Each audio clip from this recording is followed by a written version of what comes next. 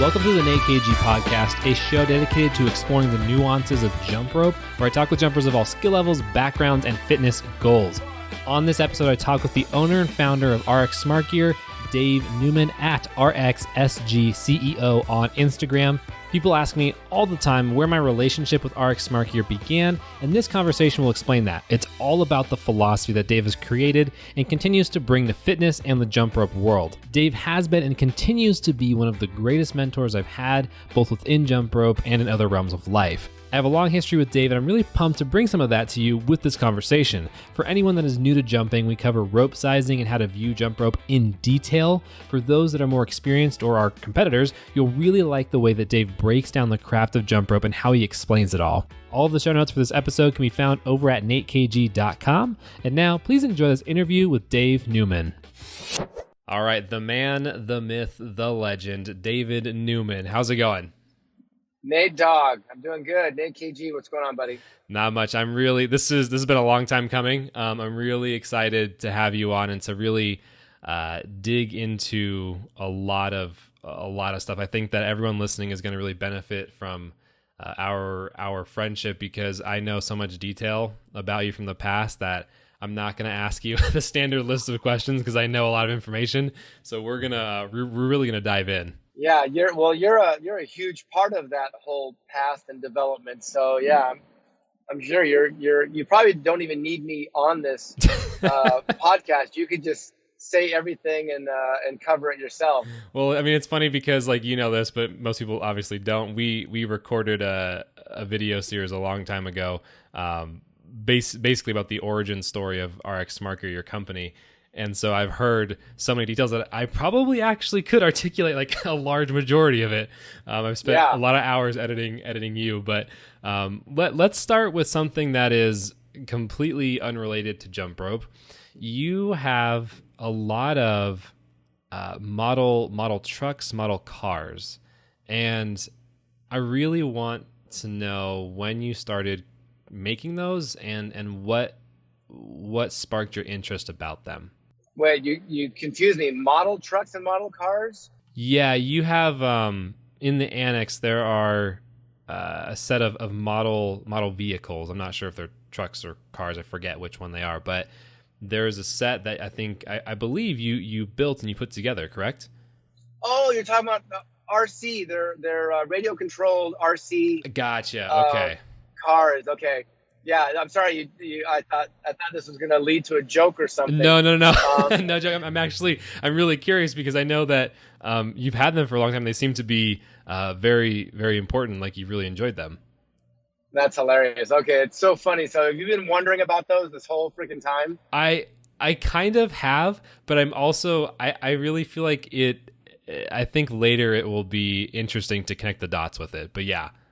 Okay. Well, here's the story on those. Yeah.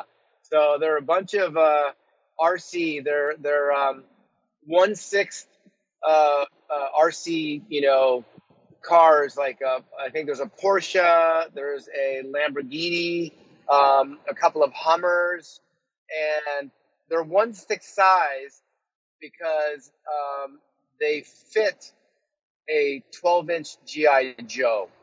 And that's awesome. So yeah, so the thing is, I grew up, a kid of the 70s. I grew up playing with GI Joes.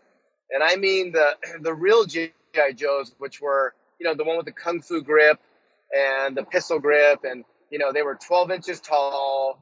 They had fuzzy hair and beards, and they had all these different outfits and adventure outfits and skis and all-terrain vehicles. There's so many cool accessories for the original G.I. Joe back in the 70s. G.I. Joe started in the 60s, and then in the 70s, they got really kick-ass. And then in the 80s, all those kids got ripped off because they shrunk them down to, like, I think 3-inch size little action figures, something like that. Yeah. So you were in the golden era of those then.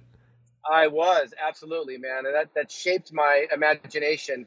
My dad was a career military man. I grew up on military bases around soldiers, my whole young life. So I was very captivated by that, that whole lifestyle and whatnot. So yeah, GI Joes were a big part of my, doll playing. Who says boys can't play with dolls, right? But they were, they were shooting at each other and killing each other and stuff like that. So That's anyway, funny. So, but were those built, or did you get them pre-assembled? well, both. So about 15 years ago or so, somewhere around there, 12 to 15 years ago, Hasbro re-released the GI Joe, the original looking. I mean, they made them identical, like they used to be back in the 70s. They re-released them, all the different models.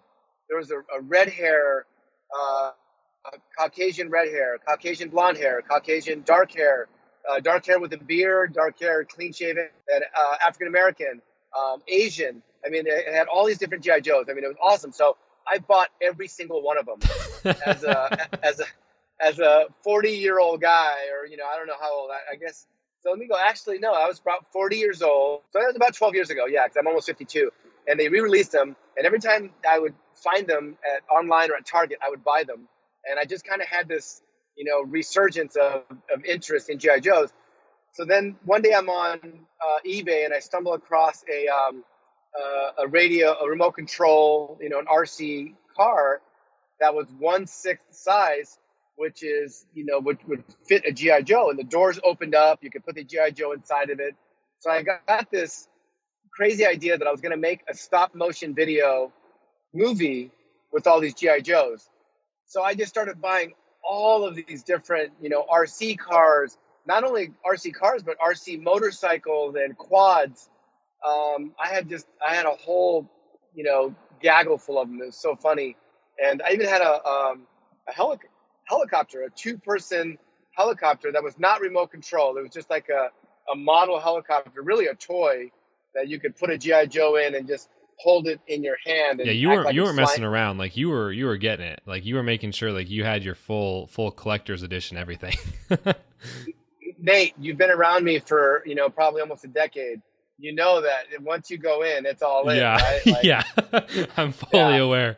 That's so funny. That's so you did actually build some. That's kind of interesting because like I would imagine that takes a lot of patience. Yeah, so I built one of them specifically. One of them was an RC car that had the whole the subframe, like the bottom frame with all the wheels and shocks and the motor and everything. But then the top was just like a hollow cover of like a Hummer or something. And it was literally just it didn't have opening doors. It didn't have an interior. It was literally like a model shell cover. And so I found a GI Joe dune buggy on eBay, and I took that dune buggy and I modified it so that I could attach it to the chassis of the RC car, and made a pretty badass little RC dune buggy that worked great because it was a legit GI Joe dune buggy that was not motorized, and I made it motorized. So that one was pretty cool. That's super neat. And if you remember, when we had that sprinkler malfunction in the warehouse. Yeah. Sprinkler malfunction, and it basically poured water all over those RC cars. And honestly, I haven't even checked them to see if they work. They're still sitting in there, and I haven't had the time to go back and kind of see which ones work. But the movie never got made. Let's put it that way. The movie never got made. That's funny. Yeah. Let's jump ropes got a little bit too busy and too involved, and that kind of took off, and that happened right before the jump rope thing. The whole GI Joe movie was the inspiration before jump ropes, and then. So you had two potential paths. You were either going to be a stop motion movie director, or you were going to get into jump ropes. And it looks like you went the jump rope route. But before we get into RX and everything, I do want to talk about where your history with fitness, because I feel like you have a lot to share, a lot to offer with that. And I kind of want to, I don't know which age or which year makes sense to begin at. I'm thinking probably before CrossFit, but Let's kind of go over your history, I guess, with sports early on as a kid, and then how your fitness journey has kind of gone from there. Yeah, sure. I'll try and nutshell it for you. Basically, yeah, high school or early sports was primarily football and low level gymnastics. I got an introduction to low level gymnastics through PE, and they were just PE coaches. They weren't gymnastics coaches. They knew just enough to kind of get you in trouble. But so gymnastics wasn't readily available. I mentioned having a military family, so moved around quite a bit. So gymnastics wasn't always available wherever we moved to, but football always was. So I kind of tried to keep gymnastics up as a backyard hobby. Just walking on your hands and learning how to flip and all that kind of stuff. But kept up with football. Got into snow skiing at a young age, and those were the primary sports. We also water skied and we rode dirt bikes growing up as well. And then, when football all the way through high school, not as much gymnastics, but as soon as I got out of high school, I graduated in Arizona, moved to California. I spent a year just to live and get state residency before I started college, and just was working. Got a job at a factory manufacturing glass, just flat window glass. And there was a gymnastics gym literally right down the block. And I stopped in there one day just to see if they had an open gym time slot so I could just come in and, just mess around, try and stay in shape and, swing on the high bar and mess around on rings and tumble and stuff like that. And the coach kind of took a liking to me and saw that I had a knack for spotting and kind of coaching and helping people out. And so the owner and coach. So I do want to interject because I obviously we know each other and I know that you love to coach and you love to help. I'm curious, did you walk in and then like as soon as you saw someone do something incorrectly, were you like, hey, like let me offer you some tips or something? Did that happen? A little bit, yeah. If it was something that I had knowledge about, you know what I mean? I didn't want to, speak out of a blank place. But yeah. I mean, I think some people are born to be, teachers or educators of some sort. Mm-hmm. I think you're that way. You definitely, that's what drew me to you, besides you having, phenomenal talent with that skill of jump rope. What I recognize in you is that you have a great way of articulating and translating information to people that is really I feel like an inborn skill. I don't know if that's easy to teach people how to do that. I'm sure at certain levels you can maybe, but I think really people are kind of born with that knack to communicate. And so I think I had that. I think I've always been a little bit that way. So, so when the coach took me under his wings and just started me from ground up and started teaching me how to teach the most basic level of gymnastics, starting with little kids, which is really, honestly, when you can teach little kids how to do something, that's the foundation of everything. Scales right? up, you really, you're breaking everything down into its simplest form, trying to communicate it in the simplest and least amount of words possible, right? And just get the concept across. And that's kind of where and that started a career, like a 15-year-long career coaching gymnastics. And I was able to, work my way up into a pretty high level, like short of Olympic level, but I was in programs that had a lot of Olympians in them. So I got to be around them. I got to, watch the coaches that coach those Olympians and learn from them. And so, you pick up a lot through osmosis and just being in the environment. So when you were doing that, I have a question, because as we've hung out over the years, I know that you very much, you always, not in a rude way, but you always question the information that is around. You don't simply accept like this is how you do it. Like that's never worked for you as long as I've been around. Is you've always wanted to know why. Like if this is what we do, why do we do it? Did you also do that then? Like did you also have that mindset when you were learning to coach, or was that something that kind of came about through the years of coaching and learning? That's a great question. Actually, I think it's always kind of been there. It's probably one of those curiosity things, and it kind of stems from like, is there a better way to do something? Can you find a better way to do something? Going into gymnastics, for example, there are so many different ways to teach gymnastic skills, and I know that you're very very knowledgeable about gymnastics. You're very very involved in that world as well, and there are so many different ways to approach teaching a skill, and how to break it down, how to drill different components of a skill, and then start putting them together. And I've had the fortune of being around a lot of great coaches and a lot of bad ones. They would just teach their kids how to chuck a skill. Like they would even the coach would spot them and throw them through a skill, manipulate their body through a skill, whether it was a flyaway off bars or a double back on floor or a dismount on beam or whatever. The coach would throw the kid through it, and their idea was like, well, once the kid experiences it enough and they feel it, then they'll be able to come back and clean it up, right? So I've been around coaches that would do it that way, and some coaches would have success, and usually they would have success with a certain type of athlete that responded well, right? Like the athlete that was just naturally gifted and talented and could really assimilate by, kind of being put through the motion, and then doing it enough times that they would figure it out. And then you would then coach them. Okay, now point your toes. Now straighten out your knees. Now get your feet together. Lock out your elbows. Whatever the cue might be, the coach could bark it out and the kid would adjust it, in mid-flight.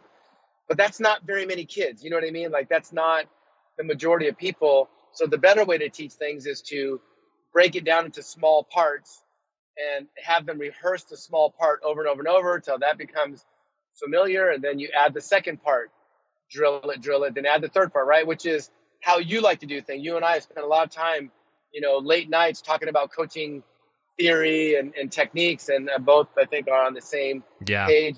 For the most part, breaking them down into skills, way to go. I think also, it's so cool to hear you articulate in terms of gymnastics, because I think, Well, I naturally was predisposed towards viewing things that way, and obviously my own experiences with gymnastics, both learning and coaching, have helped as well. I feel like having been around you for so long has like really hit the final nail on the head and drilled that in a way that has allowed me to adapt that in the jump rope world, And we'll get more to jump rope coaching in a little bit, but it's cool to go over this again, because it makes a lot of sense that you were watching these different models in the gymnastics world, and it makes it now again is clicking like, oh yeah, that's why Dave went and created the RX method the way he did. So with gymnastics, then you were there for a good period of time. When did you step away from it? After I graduated college, I was a late bloomer, so I graduated kind of at an older age. And coaching gymnastics, I mean, you have to really have a strong passion for it, because I think I didn't have aspirations of being a gym owner, and it's a tough business to make a living at, as just a coach. There are people making a great living, and some gyms do phenomenal, but again, it's an all-encompassing business. And when you're teaching kids especially, you really have to give a lot of yourself. You have to be animated. You have to be in a good mood. You got to put a lot of yourself out there. You can't have an off day. It doesn't happen. Exactly. It's hard to have an off day and be productive and keep people happy, right? Like kids go there to have a good time and to learn and get better. And I realized that that probably wasn't going to be my career path. And so when I graduated college, I followed my brothers into real estate. This is back in the mid 90s. My brothers got into the real estate business and just said, hey, you don't know what you're going to do. You got your degree, great. Get your real estate license and come work with us, help the family business out, so to speak. So I slowly moved away from coaching and got more involved in the kind of finance world and real estate world. So at that point, how was your fitness? I'm assuming when you were coaching gymnastics, you were still, I mean, that's a very active job, so you're staying active. How did your fitness evolve from there once you got into real estate? Went straight downhill. It's so funny, actually. Yeah, it went straight downhill. It's really weird. I guess just priorities and who you surround yourself with to have influence in your life. So when I got into real estate, I got very, very, just like we talked about with the GI Joe stop movie. Like I went all in. Like, okay, I'm gonna be good at this business, and I'm gonna dive in and give it my all. So everything else took a back seat, and really I stopped exercising. There was a period when I was still doing coaching gymnastics that I got into running, and my brother kind of got me into running, and we ran a bunch of half marathons, and ran one marathon was a bucket list. Okay, I ran a marathon, good, I'm done with that.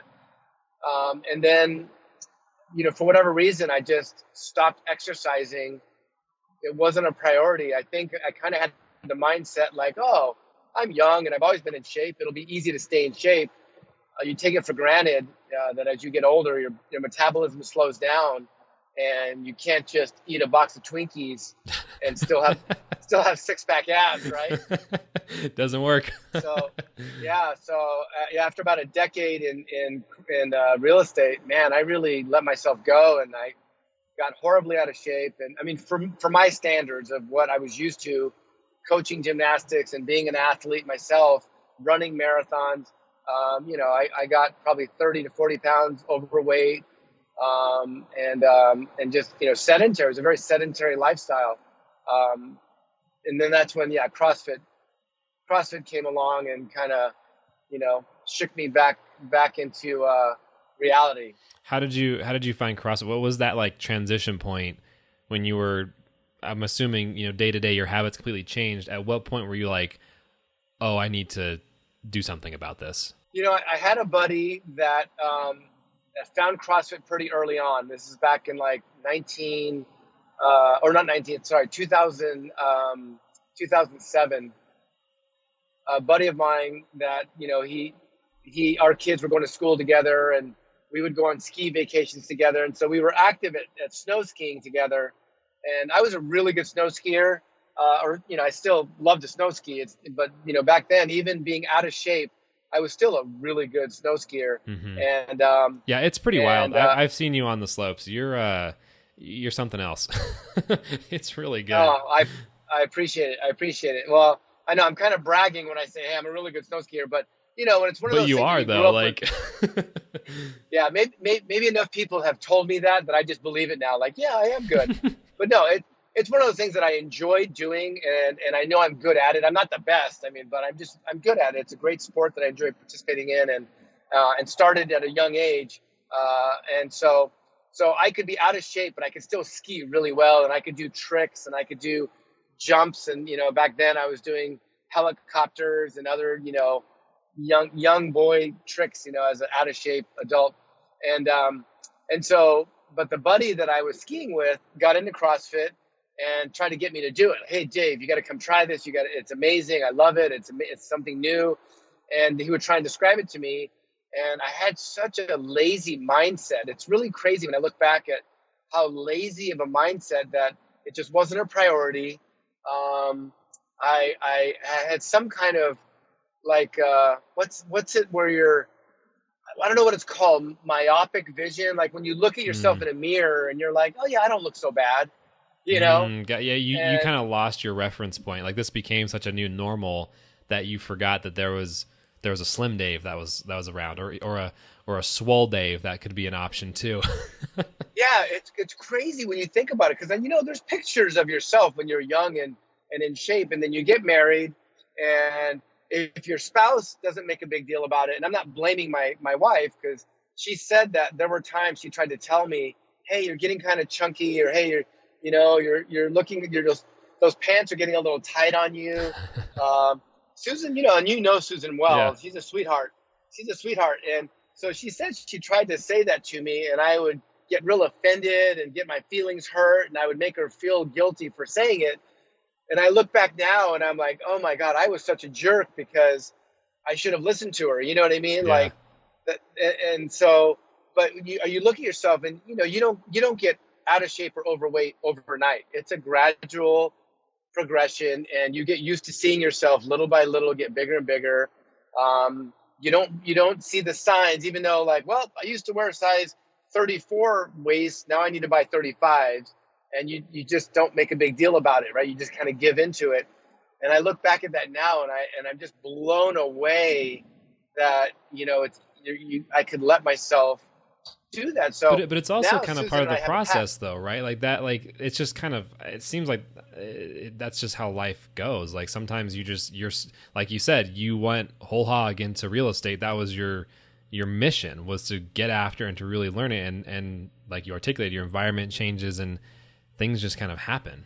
They do, man, for sure. And but that, I got to tell you, that's really a cop out, and for me, it was a cop out, because it's all about life balance, right? You got to have life balance, and yeah, you want to be good at your sport, you want to be good at your profession, you want to be good at your relationships. You want to be good at all those things, but you can't sacrifice all of the other ones to be good at one thing, Yeah. right? Because they're all important, right? And Yeah. you really have to prioritize. And I get mad at myself when I look back and see that I really misprioritized. And look, Susan and I, after I realized how bad it had gotten, and I started getting myself back into shape, and eventually got back into a reasonable shape. And I told Well, yeah, Susan, I you're go, like the listen, mini Rock now. Like, for anyone that yeah, doesn't know yeah, you, you're haha. referred to as the Rock. Yeah, not even close, but thank you. That guy is huge. He's super huge. So, I told Susan, listen, the gloves are off.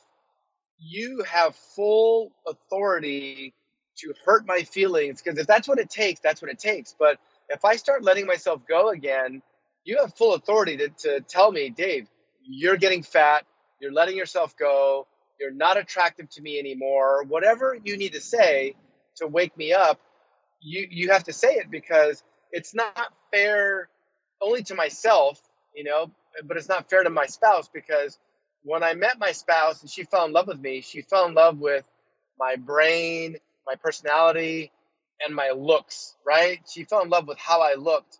And for me to go change that contract, and say, hey, guess what?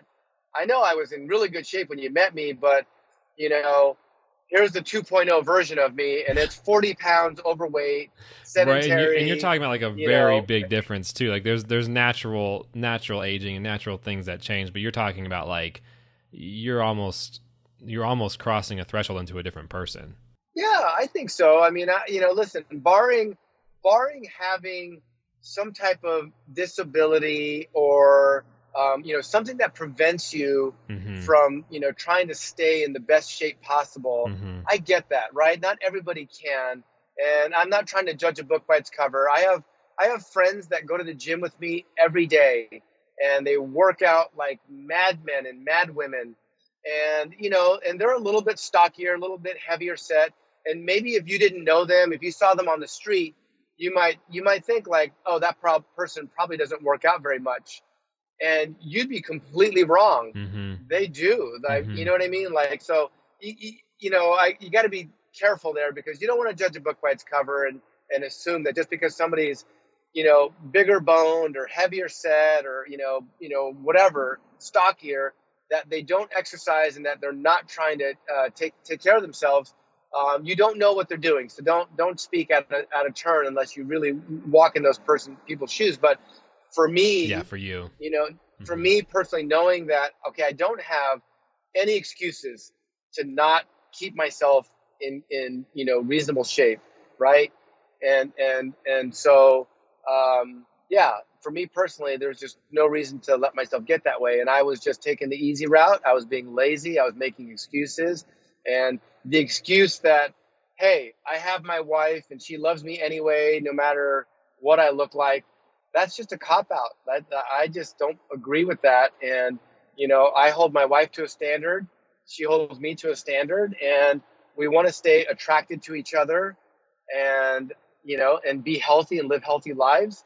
that's all part of it. That's all part of the whole picture. So, so that CrossFit, that's when it came along. And around 07, 08, my buddy was bugging me like, you got to come do it. You got to come do it. It took me six to 8 months to finally give in and go, all right, I got to go try this. And I threw up the first day. It was horrible. and that's how CrossFit was in the early day. CrossFit got a real bad rap because that was happening a lot. People would come in and go too hard and push themselves harder than they should have and feel horrible. And that happened to me. And luckily I, came back a second day and realized that, wow, I kind of like how it made me feel. I like that I felt sore. I like that I felt tired, and have been doing it ever since, When you started then, there's a lot of movements in CrossFit. What was your experience learning the different movements of CrossFit? Oh, I mean, it's like everybody, I think everybody goes through the same mixture of emotions because it's exciting and fun. And, you're learning new things with all these Olympic lifts, with a barbell, things that you'd never tried before, all these different calisthenic or gymnastic type, body weight exercises that you might have never tried before, had no experience with. And it's like a playground, like you really are walking into a playground and getting exposed to all of these things that are very intriguing, and you get challenged. And it's really cool because it kind of detours your train of thought from, hey, the monotony of exercise, right? Like I think most people look at exercise as very monotonous. Like you got to just get it done. You got to go exercise or walk on a treadmill or jog or walk or run 5 miles, every other day. I think people just kind of look at it as a chore and a monotonous thing that you just have to do. But CrossFit was exciting. Like, oh my gosh, I can't wait to like try and get better at, doing pull-ups or muscle ups or clean and jerk. You know what I mean? I mean, it was really, really cool. You went through the same thing. Tell me your experience with that. Well, I remember the first thing Paul at CrossFit East County said to me. I think you were probably there too when I stayed with you for that first month. He said, "Don't be a hero," and I was like, "What does that even mean?" Like, I don't even understand what that phrase means.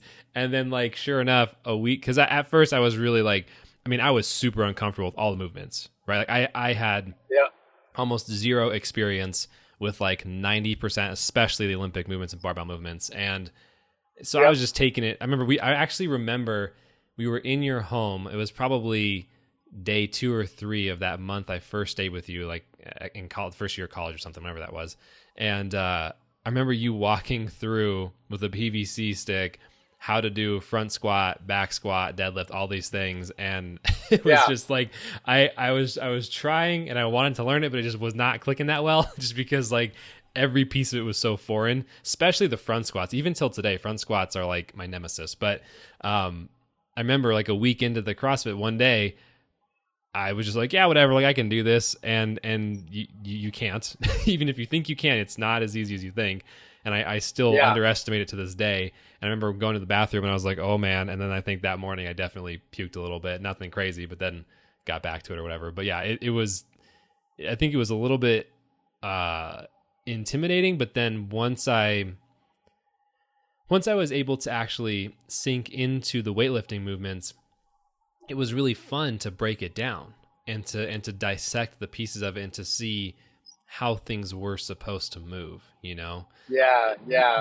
Was that similar for you? I mean, did you have a lot of weightlifting experience and stuff when you first started CrossFit?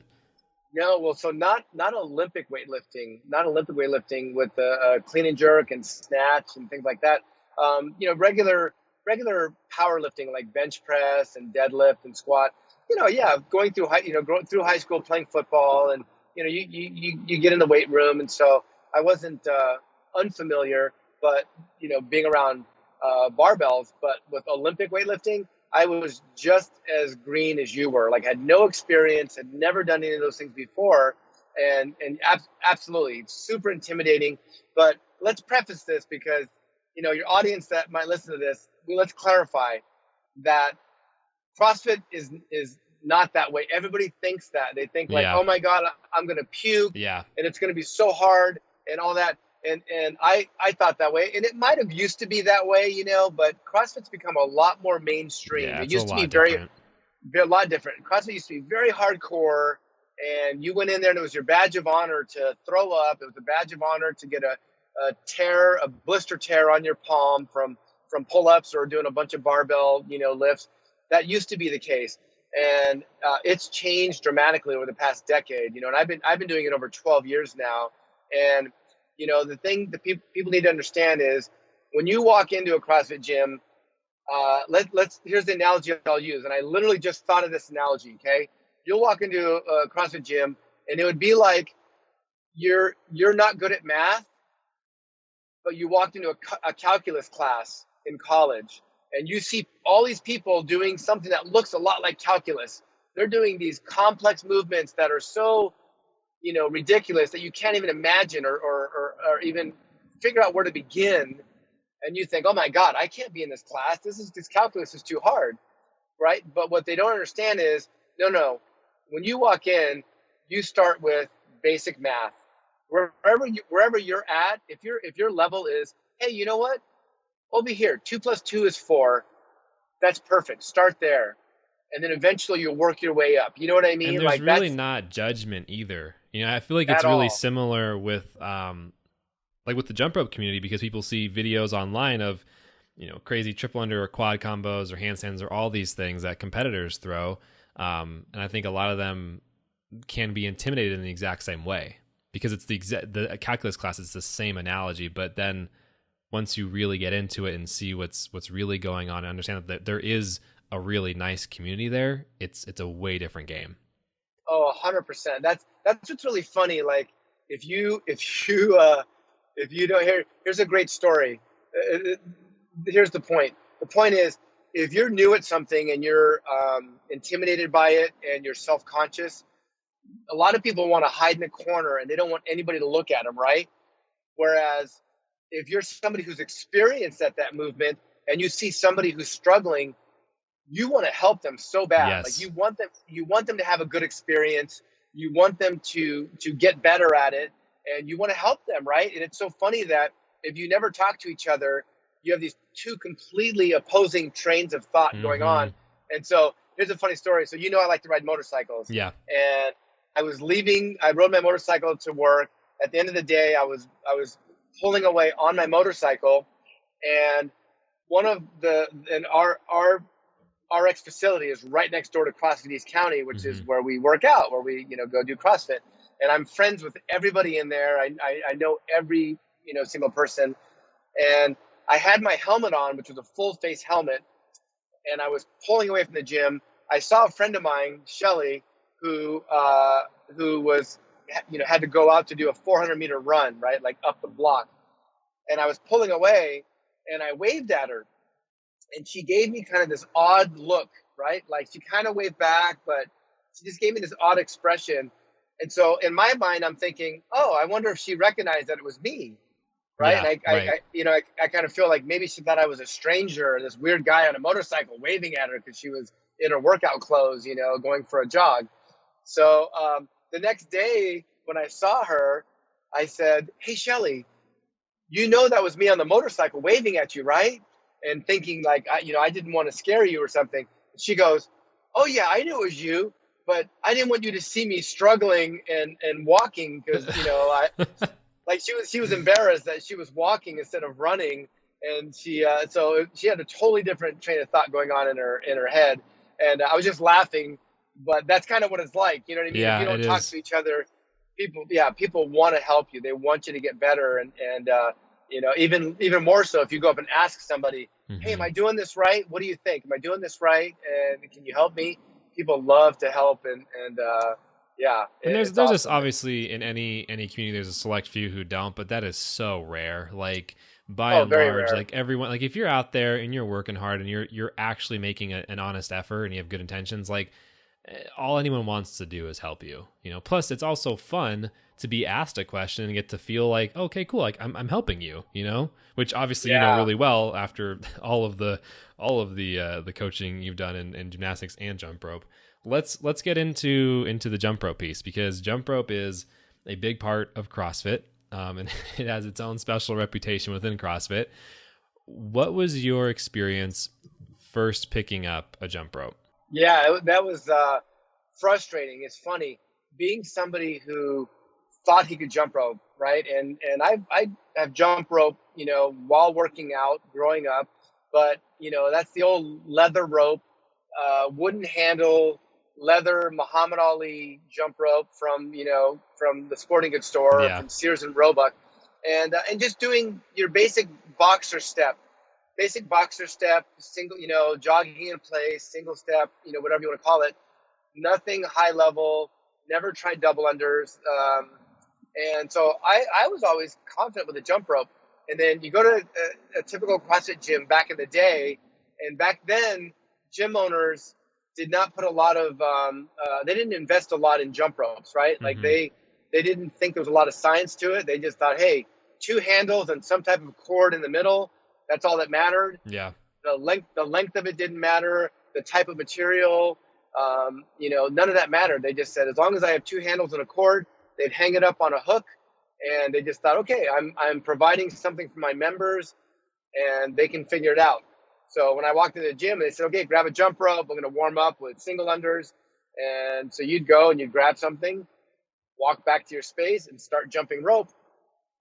And and then they'd say, okay, today's workout has double unders in it. What's a double under? They'd explain a double under. Jump up 2 revolutions. Do 50 reps of them in the workout. Okay, great. And then you would try it, right? It was like there wasn't a whole lot of instruction. There was no. Let's put it this way: there was no instruction.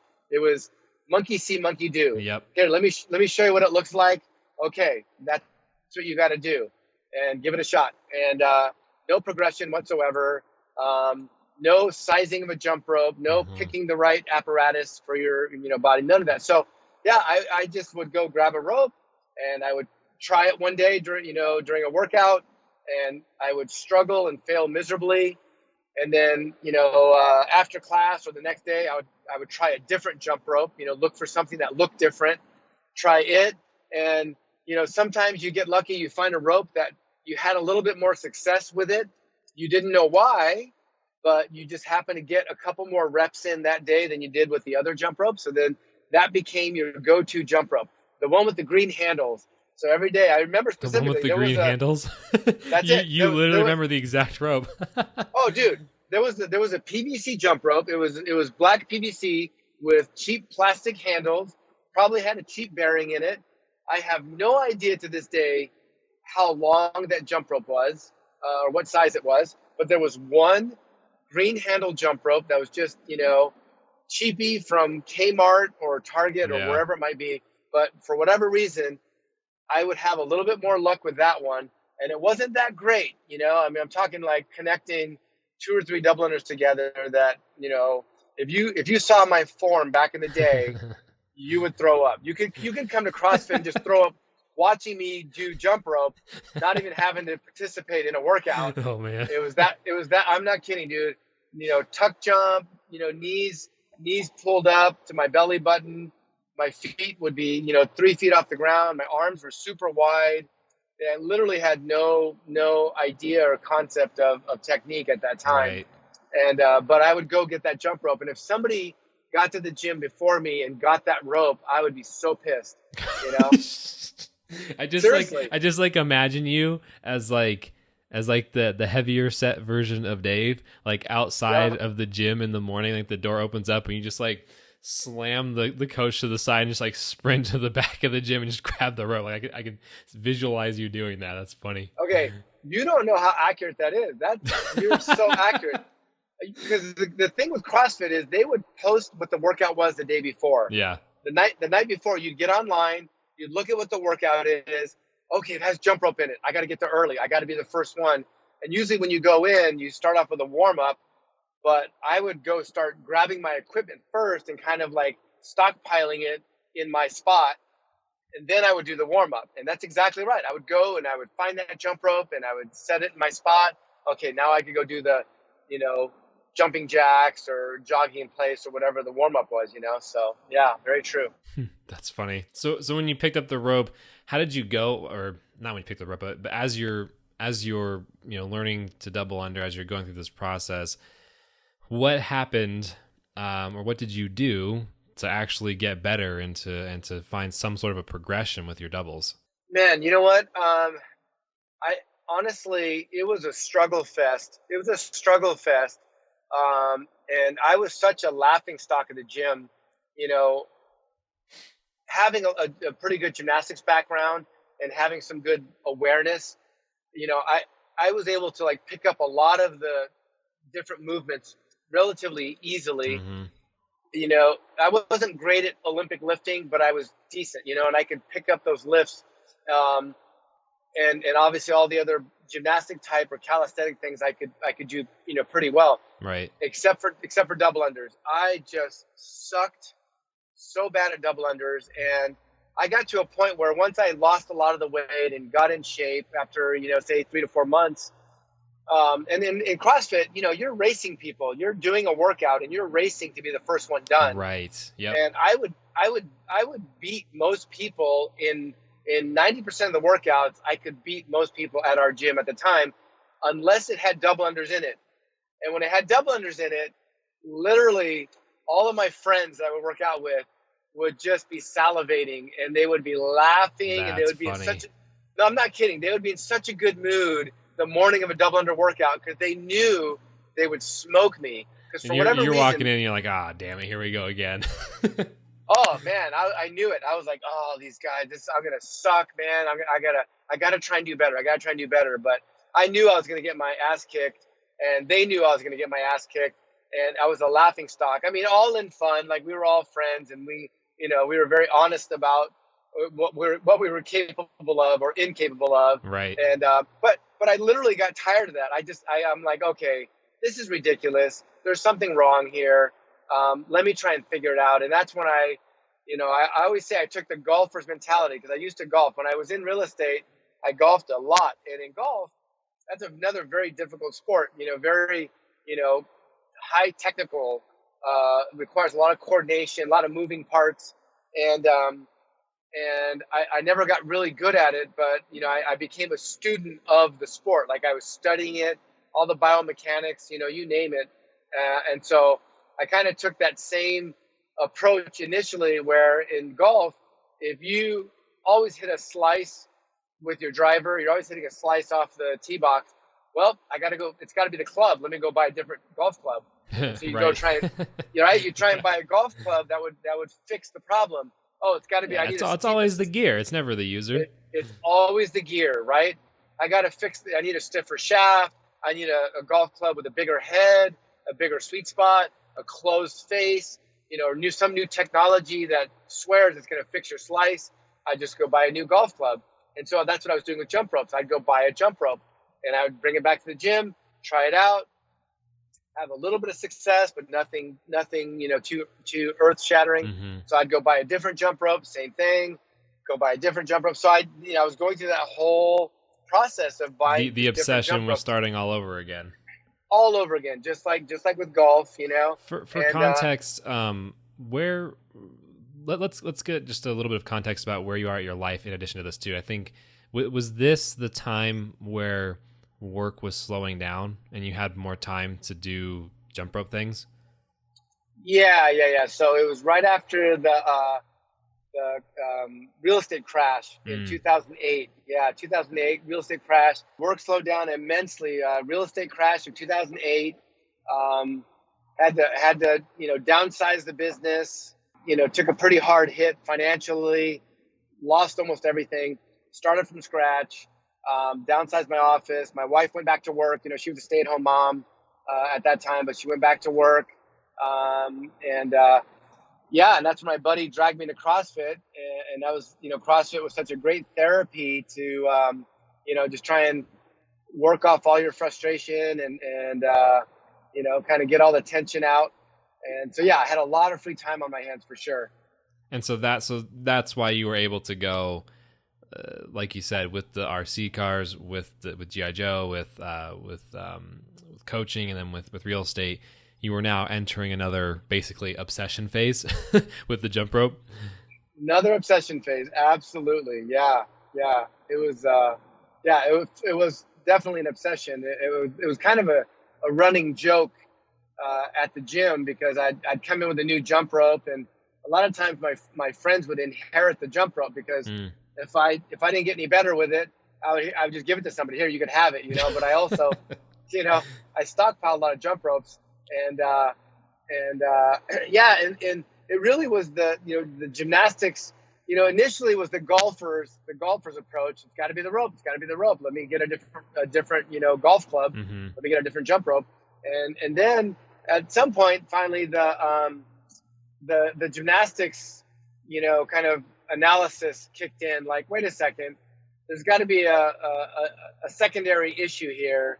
It probably has something to do with the rope, but it also has something to do with what I'm doing with the rope. Right. So, yeah, let me take a look at that, and then you know the whole deal. It was just a matter of realizing, okay, well, I did better when I had something heavier, moving around me, and I had a heavier rope. I had better feedback, better sensation. I could track it better. But most of those heavier ropes at that time were PVC. Right. So they had a stretch factor, a big stretch factor. And the faster you spun it, the more it stretched. The more you slow down, the more it retracted, back into its original shape. So, you had to move your hands all around to try and keep consistency. So, the pretty much the only wire jump ropes around at the time were the speed wire that you were using for a speed contest. Yep. And so those didn't have the stretch factor, but they had a nice static length, but they were so light they had no feedback. Yeah, you couldn't feel it at all. The only way you could feel any level of resistance was you had to spin it fast and get that centrifugal force to get the feedback. But now it's moving at such a fast pace that your room for error went out the door, right? Mm-hmm. Like your timing had to be dead on. Right. And so then it was like, oh, okay, well, let me go with cable, but let me go with a heavier cable. And so I took some off the shelf jump rope handles that I liked, that I got from the sporting goods store. I think I got them from Big Five, and let me go to Home Depot and get some thicker cable, and let me try and just capture that cable inside the handle, and that's when the magic started to happen. Once you had a static length that didn't stretch or contract, it allowed your hands to stay isolated in a singular position, and no matter how slow or how fast you went, then you could start finding some consistency, right? And then we started playing with, well, how long should that rope be? I mean, I had to go cut this cable at Home Depot. Right. How long should I cut it? How long should this be to fit my body? And that had everything to do with, well, what should your positioning be, right? Where your hand positioning dictates how long the rope needs to be in order to clear your feet. And how much should the rope clear your feet by? So, it just became this experiment of like, well, where does it feel right? What's good ergonomics? I mean, in gymnastics, we were very used to adjusting equipment to fit the athlete, right? Like if you have a short gymnast getting ready to do uneven bars, you would have to lower the bars, move them closer together, set their springboard, because usually gymnasts would mount the bars from a springboard. You'd have to pull it closer, or move it apart and move the bars up for a taller gymnast, right? A taller athlete. So it only made sense that, okay, a taller person's going to need a longer jump rope, a shorter person is going to need a shorter jump rope. So how much should the rope clear their feet by where it doesn't cause too much friction? Yet where does it give you enough room for error? How much tolerance do you need? So it's just trying to pinpoint that. And that all dictated, well, where should your hands be positioned? You know what I mean? So it was just applying critical analysis to those things and applying basic physics, basic biomechanics. It's just kind of pulling all those things together and using common sense. Like, it really was not a matter of inventing anything new. It was really a matter of just kind of Reapplying pulling it all information. together, Yeah. reapplying information where it really hadn't been applied before, right? Like, where people just really, they were doing things naturally, and they might be doing things properly, but they were doing it naturally without rhyme or reason. And so this was like very, very intentional, very purposeful. Like, hey, I'm going to recreate this. That's really the test. How do you Systems. recreate this? Yeah, creating a system, creating a template, creating some parameters that you could apply to every individual to get them into the most ideal environment.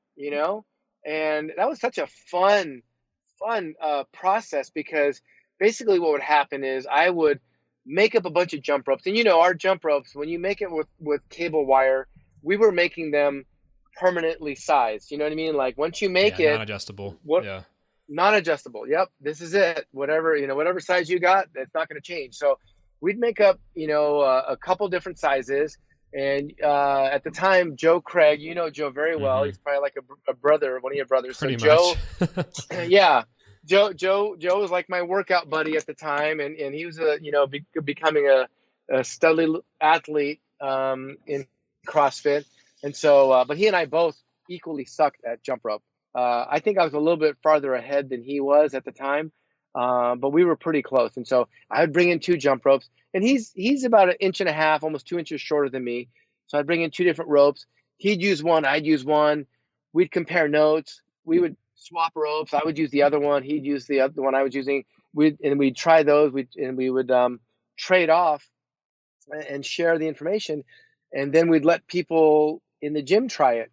And then we'd start writing down their heights, and we'd write down the length of the rope that they were using. And then we'd bring back different sizes next time, and bring back a shorter rope for a shorter person.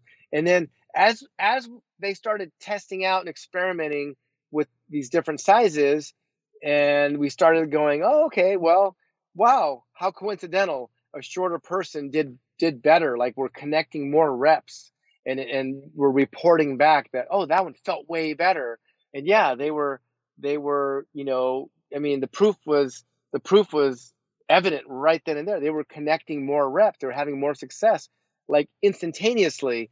They could only do 3 double unders before, and all I did was put a different rope in their hands, and then they did 10 in a row. And they're like, holy shit, what just happened?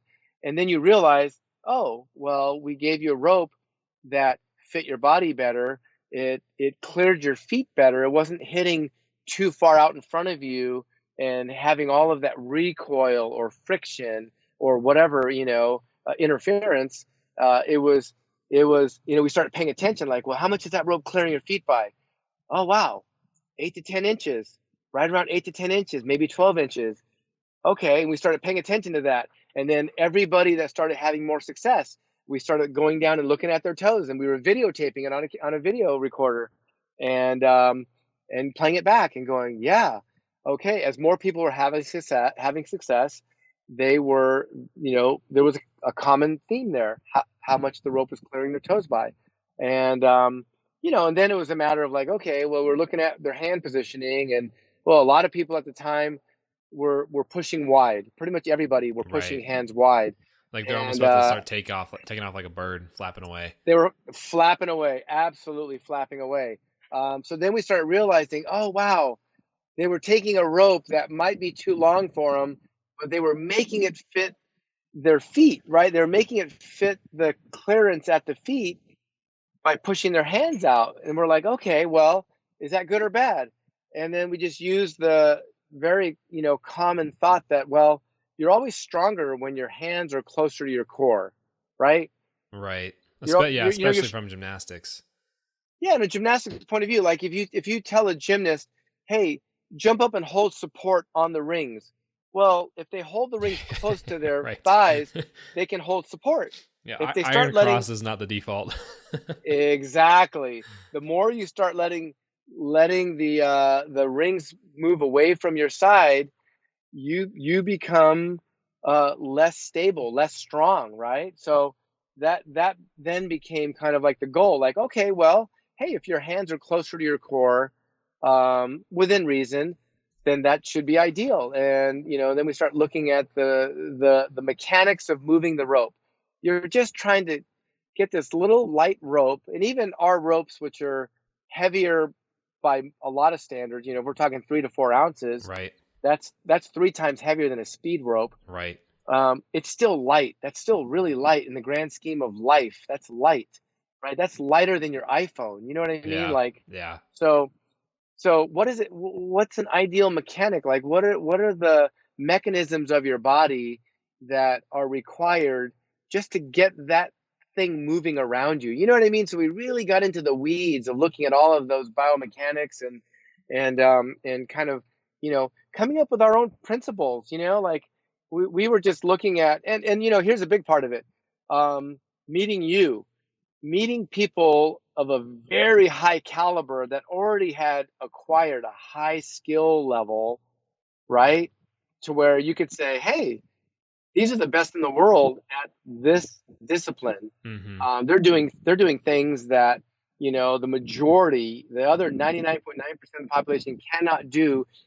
These people, your people in the competitive jump rope world, were doing on a daily basis.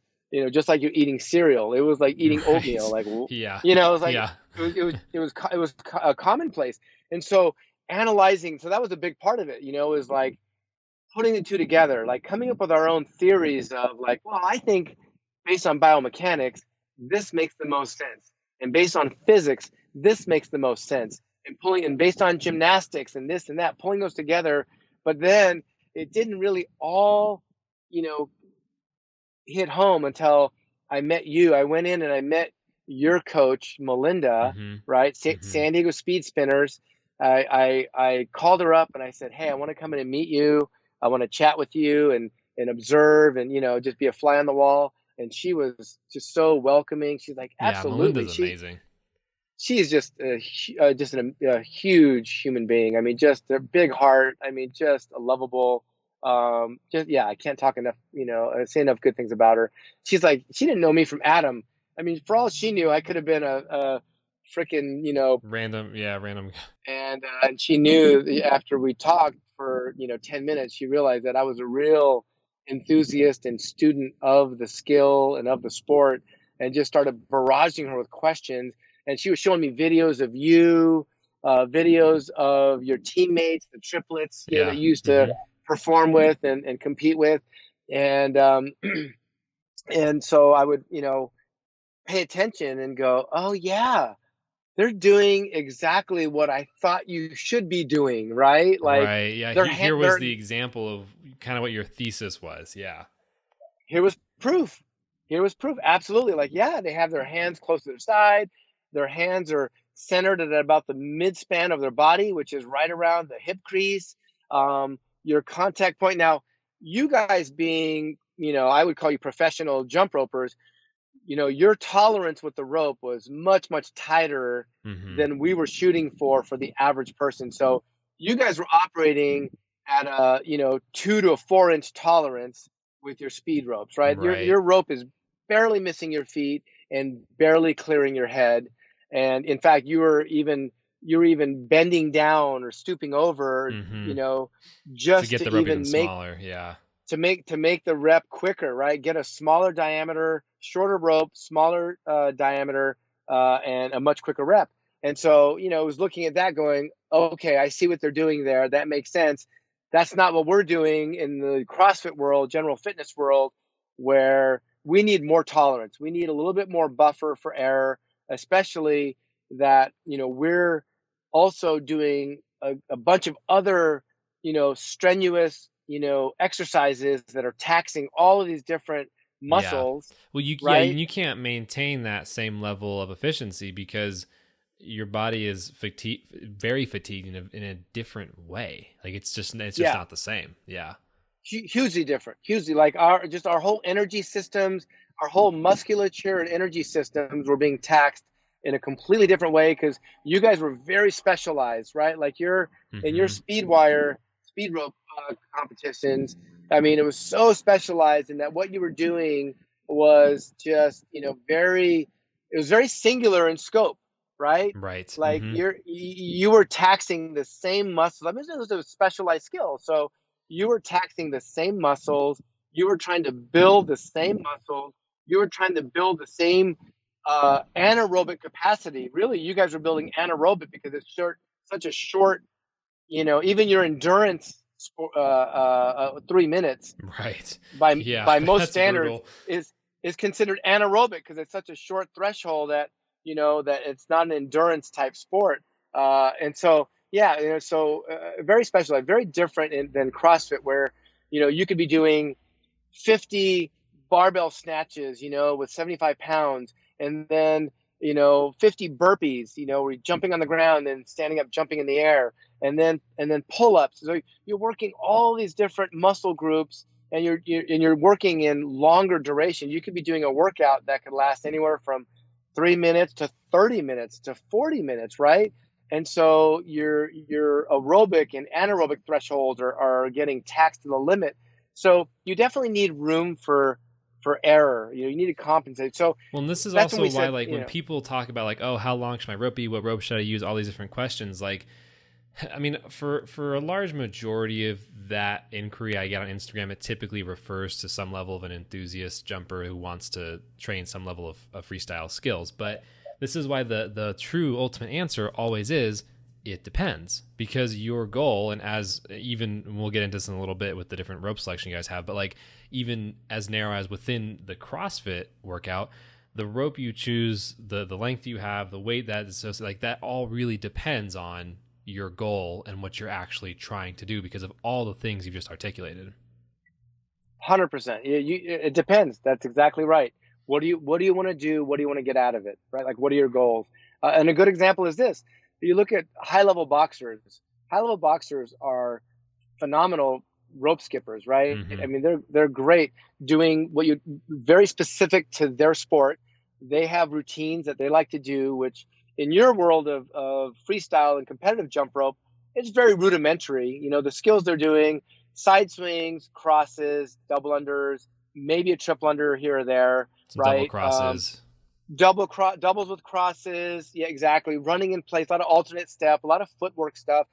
Yeah, it's very, very rudimentary things from From a a high skills level perspective, freestyler yeah. skills perspective. But sport specific to them, they're very good at it. Right. They'll perform those And to a it's very high functional for level, what they're trying to get out of the workout.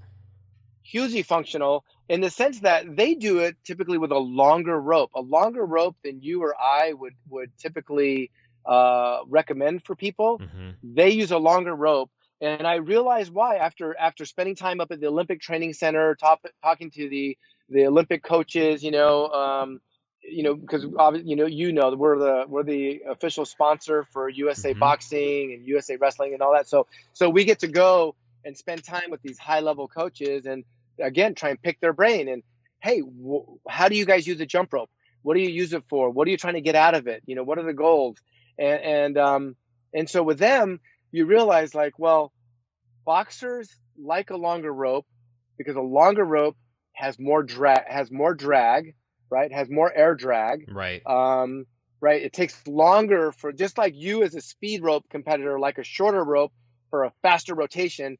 They like a longer rope, which is a longer rotation, but they have to work harder to get that rope around them. The other reason is they also have to bring their hands up higher against their torso to keep the rope off the ground. Otherwise, Right. there's way too much drag. That rope will hit way out in front of them. So in order for the rope to hit that sweet spot out in front of their feet, keeping it within 12 or so inches, they have to raise their hands up, which is in more of a fighting stance when they're boxing or fighting. Yep. You know what I mean? So so there's, to give you an example. Yeah, that's a very sport specific use of a jump rope. Well, and this is why, yeah, this is a great lead, and I know we're we're both very hot on this subject of, like, any kind of information that's put out as this is the way to do something. It just doesn't work without the right context, because there's just too many ways you can use a jump rope, and you can't say don't have a long rope, don't bring your arms up, don't do, like, and for the people who understand the context of you or I, typically they can make that first step of understanding that whatever information we give is within the realm of our understanding in our sports that we typically refer to.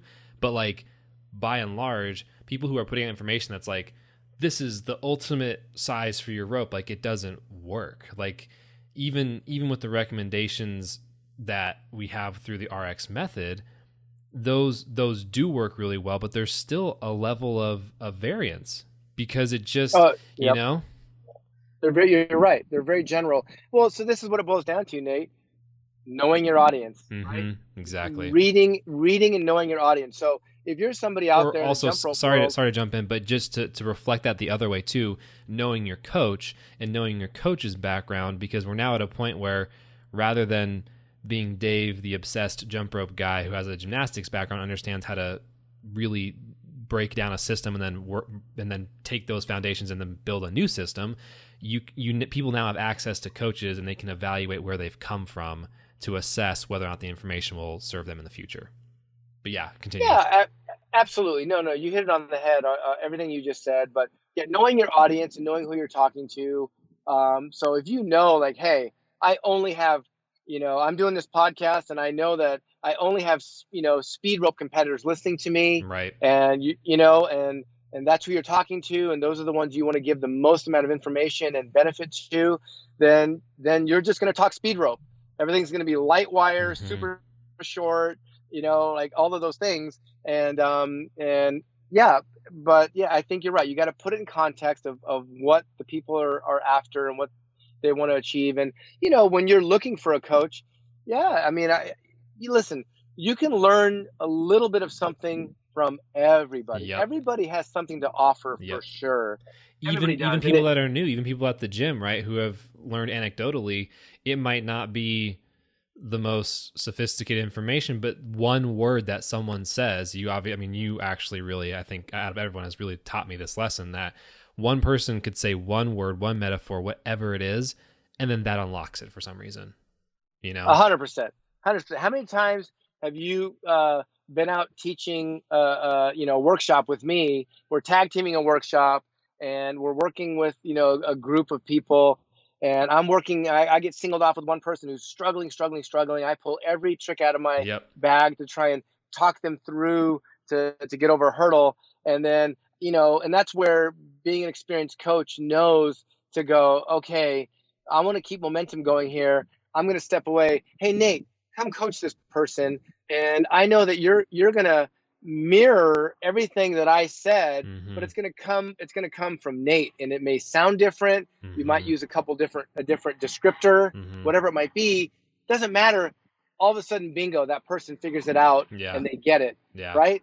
And so being a good coach, I think, is not having a big ego and knowing that, hey, everybody has something to offer and can teach you something valuable. And, it's just a matter of the person listening to take the good, use it, discard what they don't feel is valuable, and move on. I mean, yeah, that's, I think that's very, very important. This is really, I think, if people at this point have not realized it, I think this is what's so unique about you. And this is why I've really connected with you and stayed connected with you over the years, is that, dude, we are an hour and 15 minutes into this podcast, and we haven't even mentioned the fact that, like, you sell ropes. Obviously that's assumed, but like, this whole time we've been discussing philosophy, we've been discussing coaching, we've been discussing how to help people achieve a result, to make their life better, to make their fitness easier, all this. And like, it's something that I speak to a lot about people through DM or privately, because that's typically where it comes up. But I think it's really important to note that, like, in the current state of jump rope, the way we see it now in CrossFit and enthusiast freestyle and competitive freestyle and in every realm of it, it is expanding into it is becoming, in the process of becoming, a far more sophisticated marketplace. CrossFit is there, but in the recreational form, it's also growing into that. And we see many people selling ropes, and there is such a big difference between selling a rope and having a philosophy. And I think that that is something that I don't think I know that's something that you've really embodied from the first day, as you've explained here.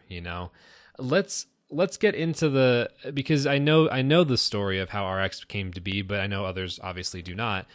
What was the point where you had these ropes and you were tinkering around and you were being, obsessed with jump rope? At what point did you decide, now I should start selling these? And why did you do that? Yeah. So, to kind of, yeah, I guess continuing on from the whole like origin part of it, as we were testing people out in the gym, just to try and start developing our whole protocol of how to size a jump rope.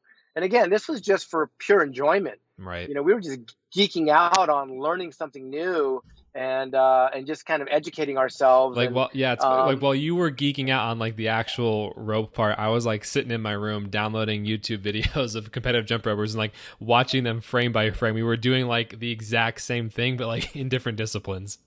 Absolutely, absolutely. I'm sure. Yeah, for sure. At the same time, it just, yeah, it's one of those things that just captivates you, and you get, who knows why you get stuck on that Yeah. wavelength, and it just, you just get totally, yeah, just totally one like singular focus. But so as we were testing things out, and having people try different ropes, and like I mentioned, you give somebody the right rope, and next thing you know, they hit a new PR, right? Like, Mm-hmm. oh my God, I just did 10 double unders in a row. That was huge. And next thing you know, they're going, make me one of these. They started asking me for a jump rope. And I'm like, okay, great. So, and I was flattered. And so I would go, I'd literally go to the sporting goods store. There's a big five over here by the shop that, had the jump rope, that had the handles that I liked, that I could, put all of my stuff on it. Like, I'd strip apart all of the cord, and the foam cushion and all the other things, and then reassemble it with my stuff. And I would make somebody jump rope and give it to them, and they were just eternally grateful, and it made me feel good because at the time I probably had a little bit of low self-esteem, just feeling like I'd failed at real estate. The market crashed. We were broke and kind of down on our luck, and didn't have a lot of money, and kind of starting all over. So it gave me a sense of value, and yeah, I really enjoyed that. Just giving somebody a jump rope and watching them improve. And this started You were doing something that happening. was immediately valuable, like, and not only was it valuable to the person, but you were the person that was able to. I mean, you were still being a coach, but now you had a physical thing that you were giving as well, in addition to your knowledge. Oh yeah, absolutely. It just, like it just, giving feels so much better than receiving. Honestly, Mm-hmm. it really did. I know that that's such a cliche thing to say, but But it's you know, cliche for a reason. it's cliche for a reason. It's so true, and doing that was, and watching people improve. At that time, CrossFit was pretty new, but there were still people that struggled with double unders like I did for a long time at Right. CrossFit. And there wasn't a lot of information out there. There were other people from the CrossFit world who had jumped around, and taught workshops at CrossFit gyms, but I think not really getting a lot of traction, or not really, having a lot of success at it. And so to hand somebody a rope that fit them properly, and we knew was going to be a better learning instrument for them, and then watching them do it, watching them get Right. better day by day, was Yeah, it wasn't phenomenal. It was just so cool. here's this rope that I made and it's better because of whatever I decide to say. Now you have to go do a bunch of reps. It was like there's there's a reason this works, and you're gonna feel it right now. Well, I mean, the thing is, it was validating my theory. You know what I mean? It was kind of Right. like, it was kind of like a scientist Yeah, that I was discovered a literally gonna cure. say you were a jump rope scientist. Kind of, right? Like there's developing a cure for polio or whatever, a vaccine the where the cure for you bad know that. dubs.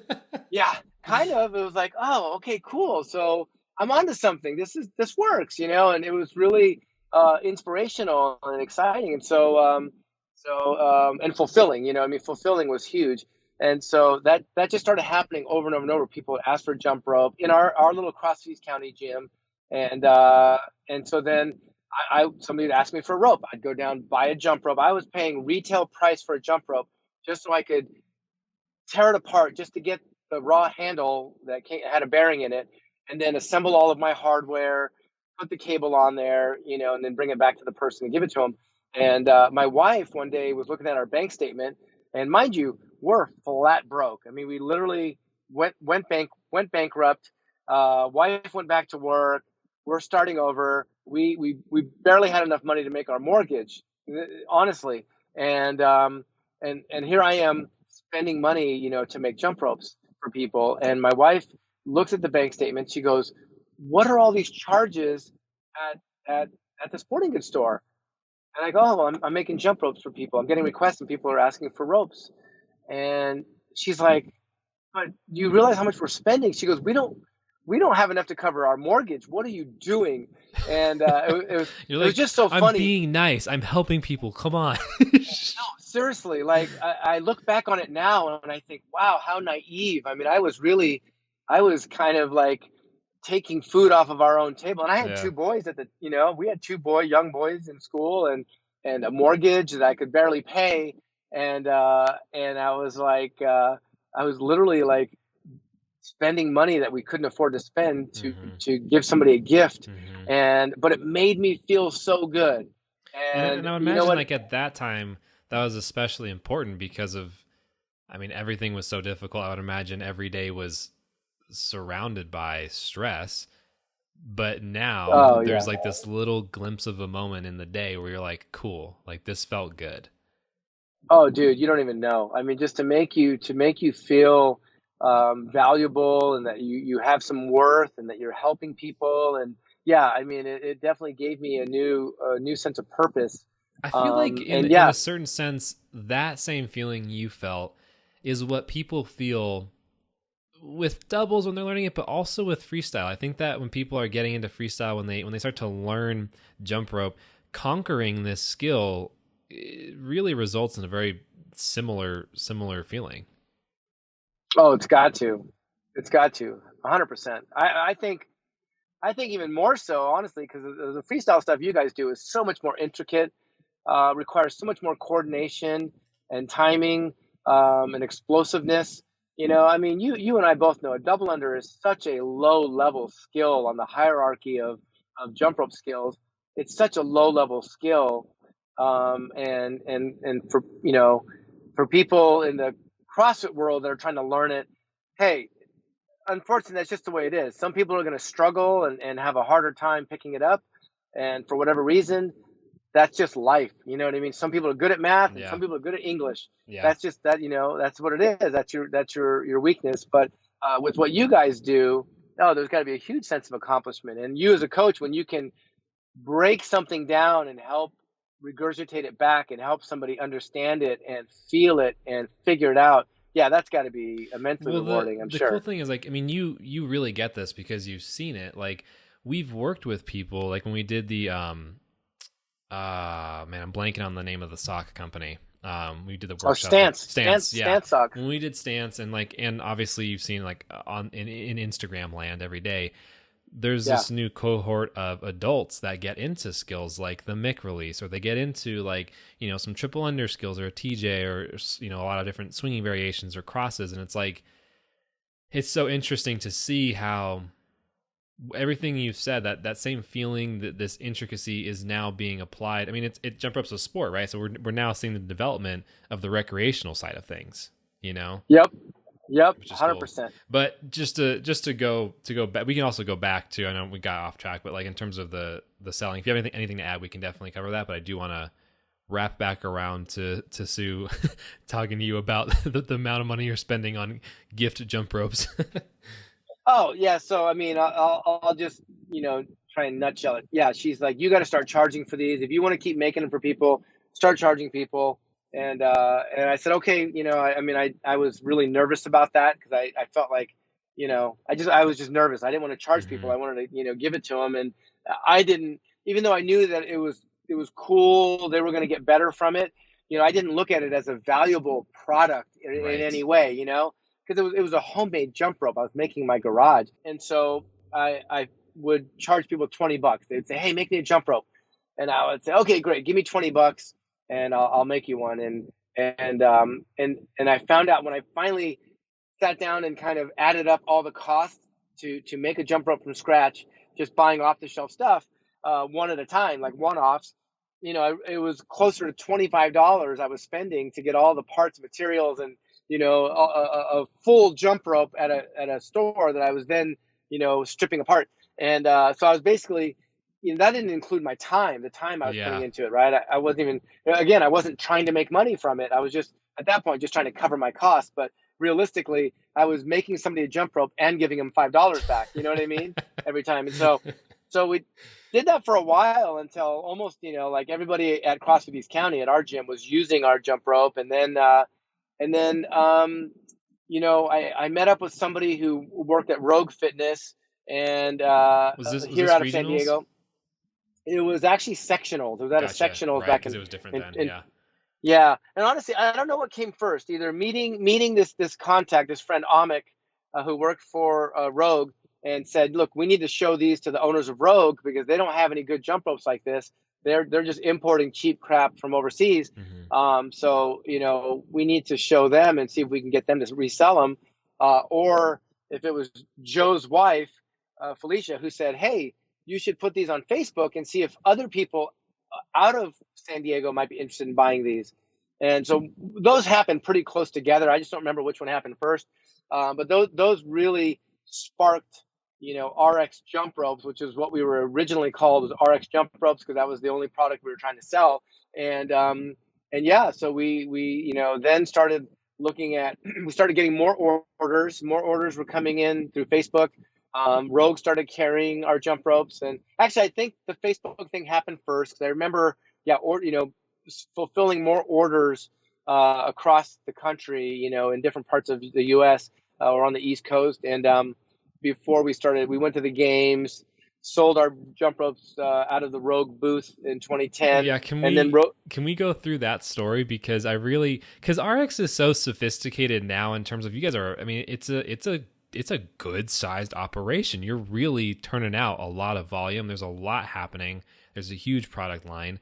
I really like the story of the first games you were at and the building the ropes and that whole thing. Can you kind of articulate how you got to sell ropes in the Rogue booth the first time, and can you kind of illustrate that whole process? Yeah, for sure. No, that was huge. That was such a big stepping block for us, and yeah, basically my buddy Amik Jones, who owned CrossFit East County, owned CrossFit SoCal back at that time, and also worked for Rogue Fitness. He's the one that made the introduction and said, told the owners of Rogue, Bill and Katie Henniger, said, "Hey, my buddy makes these jump ropes. They're amazing. We should carry them." And Bill said, "Okay, well, let's try them out. Like, have them come up to the games and sell them out of our booth."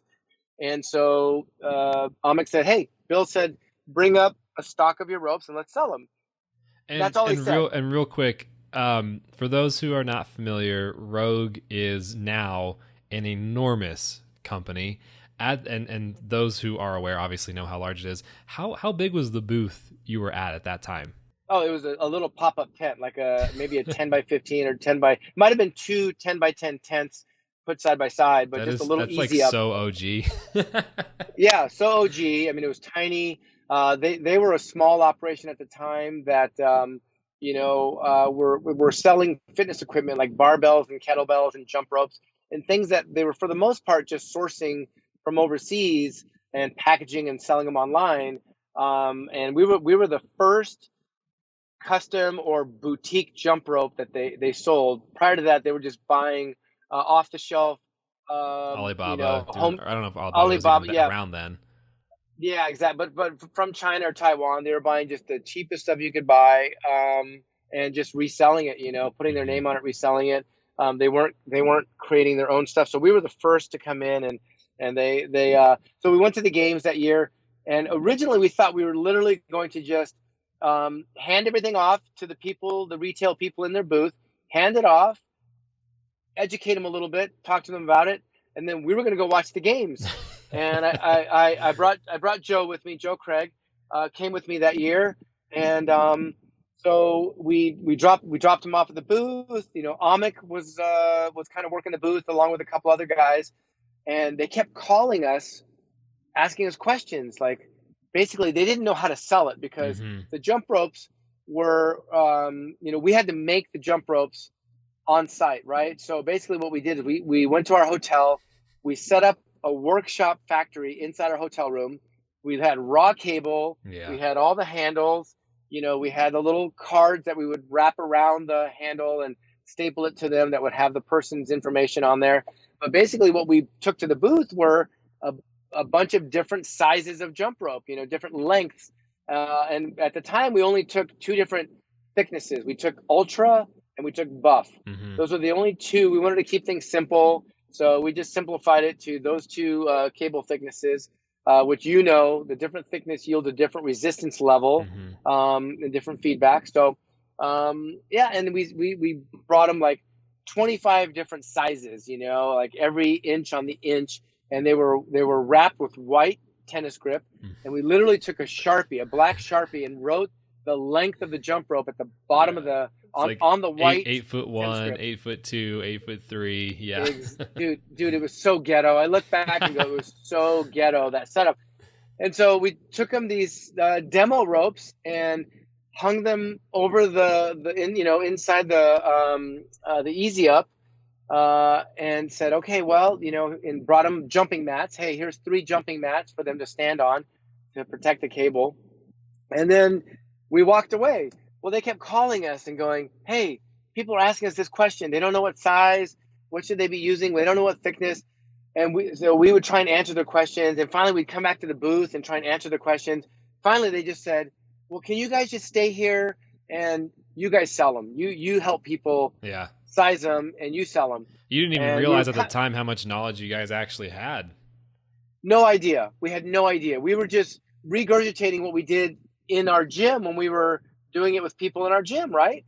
And so had no idea what we were starting. It was like the beginning of it all. How long had it been at this point? Have you been doing the gifting ropes and the building ropes and all this for like a year or two? No, you know what? So at that point, it was probably 6 to 8 months, Gotcha. Of like every day in the gym doing this, reiterating. Yeah. Potentially a year. So that's what I don't know. I started CrossFit in May of 2008, and it might have very well been sometime late 2008 when I started tinkering with jump ropes, right? Gotcha. Mm-hmm. Started buying them, trying different ones, and it probably wasn't until 2009 that I started dismantling and trying to recreate my own, sometime 2009. So we give the actual start date of the company June of 2009 is what we say is our established date, right? So you're in the booth, they're asking you to stay there. They're like, please help us because we have no idea what the difference is with your ropes. Exactly. So we just literally would help people. People would walk up to the booth and say, hey, so what is it? What are these jump ropes all about? We go, oh, okay, well, why don't you try one? And so, how tall are you? We get their height. We would grab the rope that corresponded with their height. We came up with kind of a loose calculation of height plus 3 feet. We knew that height plus 3 feet would be plenty long enough, right?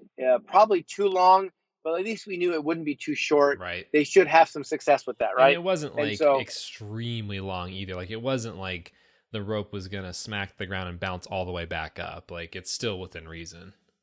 Still within reason. Absolutely. If their hands were within a reasonable location around their hips. Yeah. And we knew that most people were going to go wide typically, right? That was just the normal pattern, is people would grab a rope and the way your hands go wide just to get the rope started, just to pull it over your head the first time, people would feel their traps and their delts and scaps kind of engage when they would go wide just to kick the rope in motion.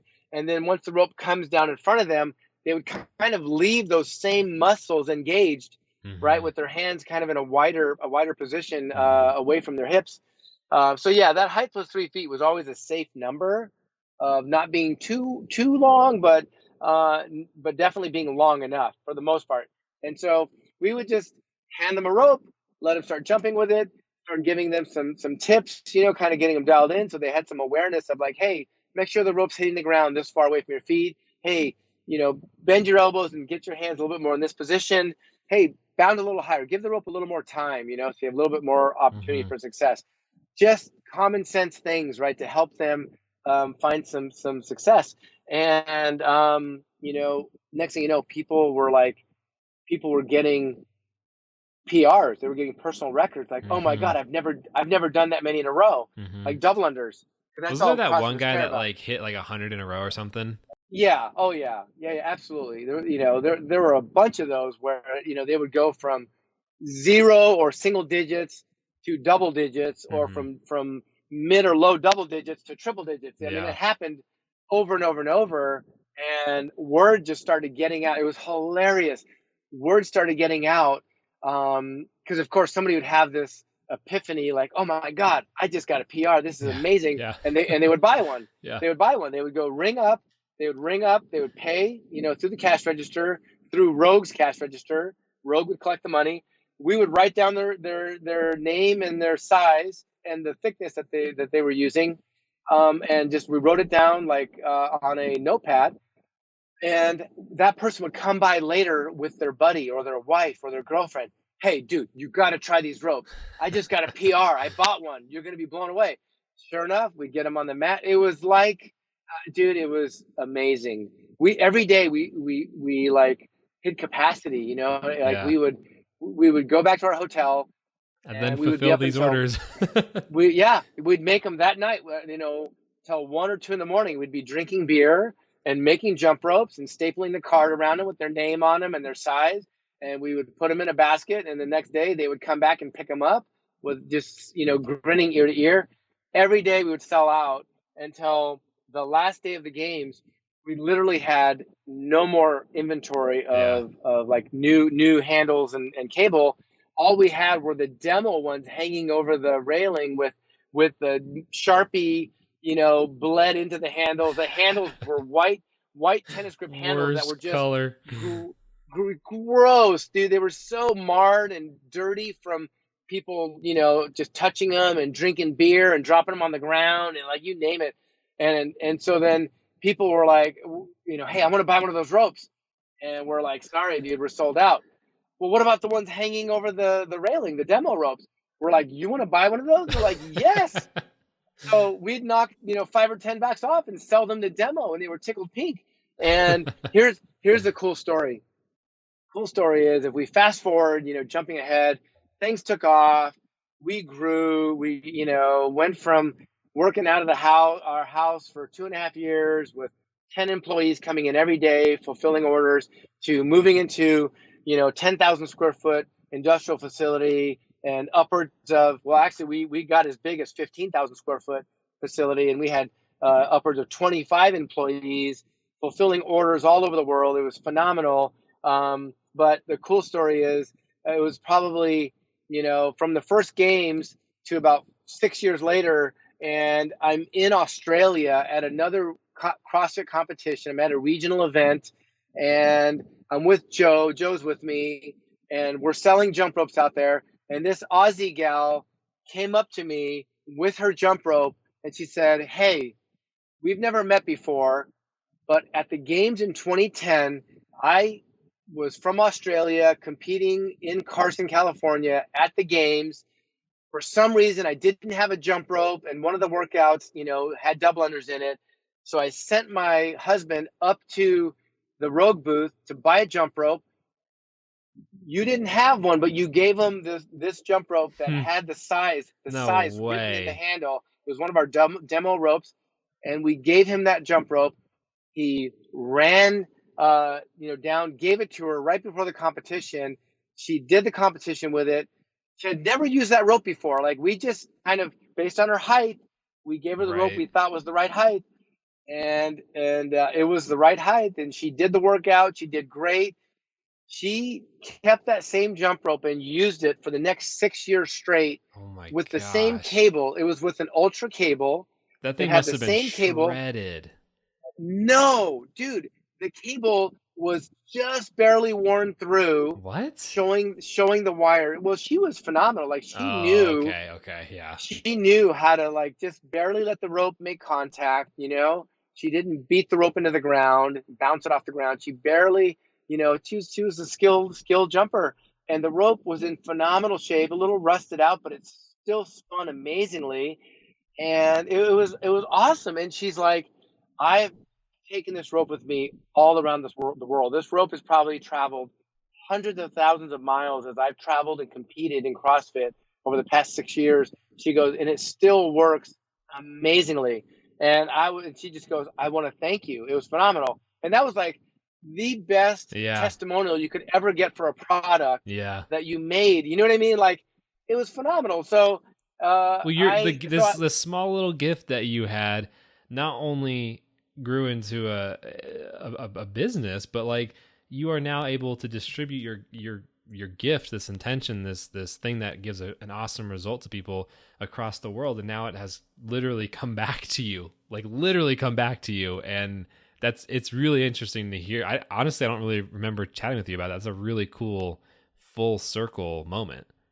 Oh man, I have that rope in my office. So next time you're down in the Yeah. shop, I'll show you. Yeah, it's so cool. I want to kind of create a shadow box, and I asked that athlete if she had any photos from the games that year, Mm-hmm. and she said she didn't, which I'm so bummed about. But I really want to make a shadow box and put a photo of her, at the games using it, or even just a photo of her. But yeah, that's a cool story. And you're 100% correct. I mean, dude, this whole thing has been a gift to us. Like, it was never supposed to be a business. I never, intended to make a jump rope and sell it and make a profit and make a living off of it. And I think, truthfully, by giving it away at the beginning, right, just giving it away to people, just for whatever reason, call it charitable, call it Mm-hmm. generosity, call it Fun. whatever the reason, fun, absolutely, altruistic. I don't know. Just the fact that giving it away. That's why I say giving is so much better than receiving, because giving it away is what caused the word to get out about Yeah. our business and our product, and has just exponentially grown throughout the years. And then the other thing that's a huge takeaway for me, and that we try and really stay true to, and you know this because you interviewed me to try and get to the Yeah. bottom of this, is we tried to figure out what is our mission statement and what are we about. Yeah. And what it really boils down to is not we want to make jump ropes for people. It always boils down to we want to help people get better. We Right. want to help people have a Right. good experience, and that's what started it And all. the proof's And it right all there. Yeah, the started, proof's right there. yeah, it started with me. I wanted to get better. I wanted to Mm-hmm. have a better experience. I was tired of being horrible at this particular skill, of people laughing at me and kicking my butt whenever there was a double under workout. I wanted to get better at it. So Mm-hmm. I focused on creating something, uh, in a product and kind of in a process or methodology that helped me get better. And by providing that to other people, has helped them get better, Yeah. and just help grow the sport and grow the fitness world. And so, kind of leave your mark that way. And so, yeah, we're about helping people get better, and we just happen to sell jump ropes, mind you, the best jump ropes in the world. But that's because they help people get better. Right. That's the Well, whole goal there's behind a them. philosophy behind. That's why I've enjoyed being part of the RX family and getting to meet you in the early days back with Melinda and everything, is like, this isn't a game of what can I flip and for how much profit. I mean, obviously profit is necessary to a business as a machine, but like, this isn't about maximizing, end of day revenue or whatever. This is about everything you've articulated, having a purpose, and I think that's what's been really, really awesome, and why I've always enjoyed being around you, is like, that always, people don't know because they're not around you, but that's always like, that's just baked into the blood of RX. Like, that is how you operate. I've seen you personally, like, your intentions and the way you approach everyone, whether it's jump rope or not, has always been with that same kind of, great intentions and wanting to help and provide value to people. And it's so clear. I want to kind of, well, I do want to touch on a couple of many things, but I think a good place from here is like, so you've at a certain point you've grown. This has set the foundation for everything you've done moving forward.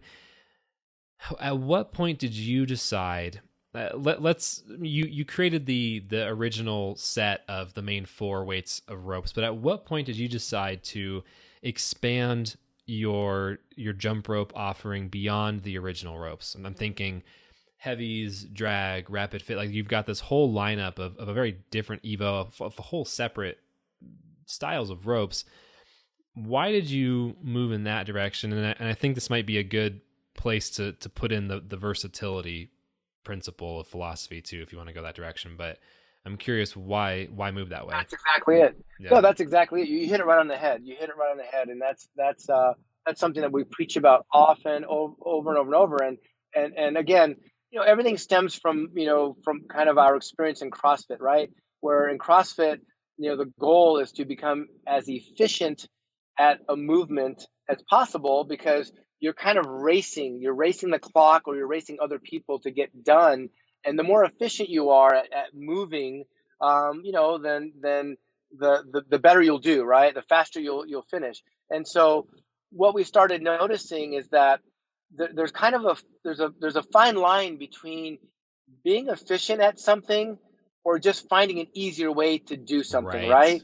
So what we started seeing in the CrossFit world was a lot of people were gravitating towards speed ropes, right? Towards what you use for competition, a very specific speed wire, right? A bare uncoated wire that's super razor thin, weighs 1 ounce. The whole wire weighs on average 1 ounce, with little light handles. And the thought process there was, for people who could do double unders, was, well, you know what? If I have to do 50 double unders in a workout, and if I can do these 50 as fast as possible, but not really get fatigued by it, then when I gotta go then pick up the barbell, or go do pull-ups or burpees, I won't be as tired doing those skills, and so I can get through the whole workout faster. So then basically people just started gaming. They started gaming their fitness, right? Because they kind of missed the point. They're like, I want to get through the workout faster. And to them, that meant that they were more fit. When no, they were gaming the movements, right? And they were they just trying wanted to be done with doubles. Whereas every other movement, they were like, oh, I actually want to do this. Like, this is actually something I want to dig into, work on, have fun with. But doubles are always like whatever. I just want to get that done out of my hair. So not really. I mean, yes and no, not really. So here's the thing. In CrossFit, when a coach would prescribe a workout, the coach would say, okay, you got to do this many things with a barbell. Let's say snatch. You got to do, 7 snatches with a barbell. The weight is 95 pounds. You got to do this many pull-ups. You got to do this many deadlift, and the weight is 200 pounds. So That's a pretty brutal lineup of skills. Well, yeah, I'm just I know. Pulling things out of the air. But so the point was, the coach would dictate what level of exercise you had to do with the weight or how difficult of a body weight movement the coach would dictate. The one thing they never dictated was what the type of jump rope you had to use. You could use anything you wanted. You could use whatever jump rope you wanted. So, so the athlete would go, well, gosh, why would I use something heavier if I get the choice to use something lighter, right? And that allowed them to do easy double unders without taxing their body, so that they wouldn't be as tired doing the other exercises where they had to use 75 pounds and they had to use 200 pounds for the deadlift and whatever, and then try and finish the workout and be the king of the workout. Oh, I beat everybody else. I'm faster, right? No one's doing snatch with a PVC bar. Yeah, that's exactly it. People, I mean, that's the thing. If you gave them the option to, lower the weight, which the thing is, you do have the option to lower those weights to meet your skill level, right? But the thing in CrossFit is, if you do the workout the way the coach wrote it on the board and use the weights that they suggested you use, and you do that whole workout, then you get what's called an RX. And an RX is like a badge of honor, right? You did the workout as prescribed by the coach. And so to do a workout as prescribed, but still use whatever jump rope you wanted to use, everybody was taking the easy route. And so that started bugging me, that people started, telling us, like, we'd go to an event where we would let people try our jump ropes out. And people would be like, oh, I don't want a heavy jump rope. I want a jump rope that I barely feel during a workout. And I'd scratch my head going, well, you just said you're working out, right? And when you work out, you realize that's because you're trying to achieve a certain fitness level. And to achieve a certain fitness level, you're supposed to feel everything you're doing. You're supposed to feel it. It's supposed to fatigue you, tax your muscles. You know what I mean? Like, and so that really started confusing me and bugging me at the same time. So that's when we said, okay, we need to re-educate people and kind of recalibrate their thinking and help them understand, listen, doing double unders in a workout, or just using a jump rope in general to perform a certain skill in a workout, is the same as every other skill. And every other skill in CrossFit, you vary the weights. You change the amount of Even the weight that you gymnastic use. skills too, like you have bands for Absolutely. pull-ups and like there's all, yeah. Exactly. You can make gymnastic movements easier, or you can wear a weight vest and Yep. make it harder, or hold a dumbbell between your ankles to do pull-ups, to make pull-ups harder. You can add weight to things to make things more, add more resistance, or you could try and make things lighter. And so that was the soapbox that we got on, where we really wanted people to understand, hey, you're really having tunnel vision here. If you think your jump rope is always supposed to be light and you shouldn't feel it, if you're trying to work out and gain fitness out of it, if that's your goal, right? If you're a games level athlete that's trying to go to the CrossFit Games, you're competing, you want to try and get on the podium and earn $300,000. Okay, guess what? In that circumstance, yes, you want to game every workout, meaning Right. You're you trying to want to win. try and you're trying to win. So you're trying to make every workout as easy as possible, right, for that competition. So yes, use a speed rope if that gives you the best opportunity. However, just know that that's only one skill that you might be required to do, is jumping with a light jump rope. And now athletes have figured out, thanks to us, because we've been pushing for this for so long, that Mm-hmm. you might go to the games and find that you have to perform a workout that's using a 1 pound jump rope. Now you got to do double unders with a 1 pound jump rope. And if you have no experience with that and no Yeah. exposure to that, you're going to get wrecked. Sucks to You're going suck. to get wrecked. It sucks to suck. Exactly. And so that's the thing, is now people realize, especially people in the fitness world and people that are competing at fitness, Mm-hmm. that guess what? You better add some variability and you better train yourself with other jump ropes, right? Heavier, faster, longer, shorter, slower, faster. There's all those areas that you better be practicing, and skills. You better start learning. You and I both thought years ago that there might be double unders with a cross. That would be Yeah. the next natural progression, besides possibly a triple under that they might have in the games. Mm-hmm. So yeah, people have to wake up. So that's competing. That's if you're competing. But if you're just going for general fitness, you should feel your jump rope workout. You Right. should feel it. Right. And not only in your cardio, but in your shoulders, in your forearms, in your grip, whatever it might be. Yeah, make it challenging. Only, Absolutely. and I think another extension to that too is like, especially now as we're seeing so many other folks explore different styles. I mean, CrossFit, honestly, Dave, actually, even within the CrossFit realm, I'm seeing a lot of CrossFitters, well, not a lot, but a decent amount to where it's noticeable by me, CrossFitters that get interested in some degree of skill acquisition beyond a double under. And so it's like the same idea that you're articulating here, like, why limit yourself to only a double? Like, at least be exposed to the fact that there's a lot of other styles you could explore, like the boxing style you suggested. There's freestyle skills, low level freestyle, there's efficient freestyle, there's all these different things you can do. And if you stick, like you're saying, with this one light speed rope, you won't necessarily maximize the fitness you're after, and there's just so many ways you can apply the rope. And I think, to be honest with you, I think that I don't know what your thoughts are on this right now, but I think that there's still a possibility to see some mixing in of different foundational jump rope skills in CrossFit workouts. Yeah, absolutely. Well, so listen, Nate, you know as well as I do, as great as a fitness tool as the jump rope is, as many various styles you can do and the various, techniques you can do with the jump rope, and how great it is for your fitness and your coordination and your central nervous system. I mean, all of those factors. There are still going to be people that, guess what?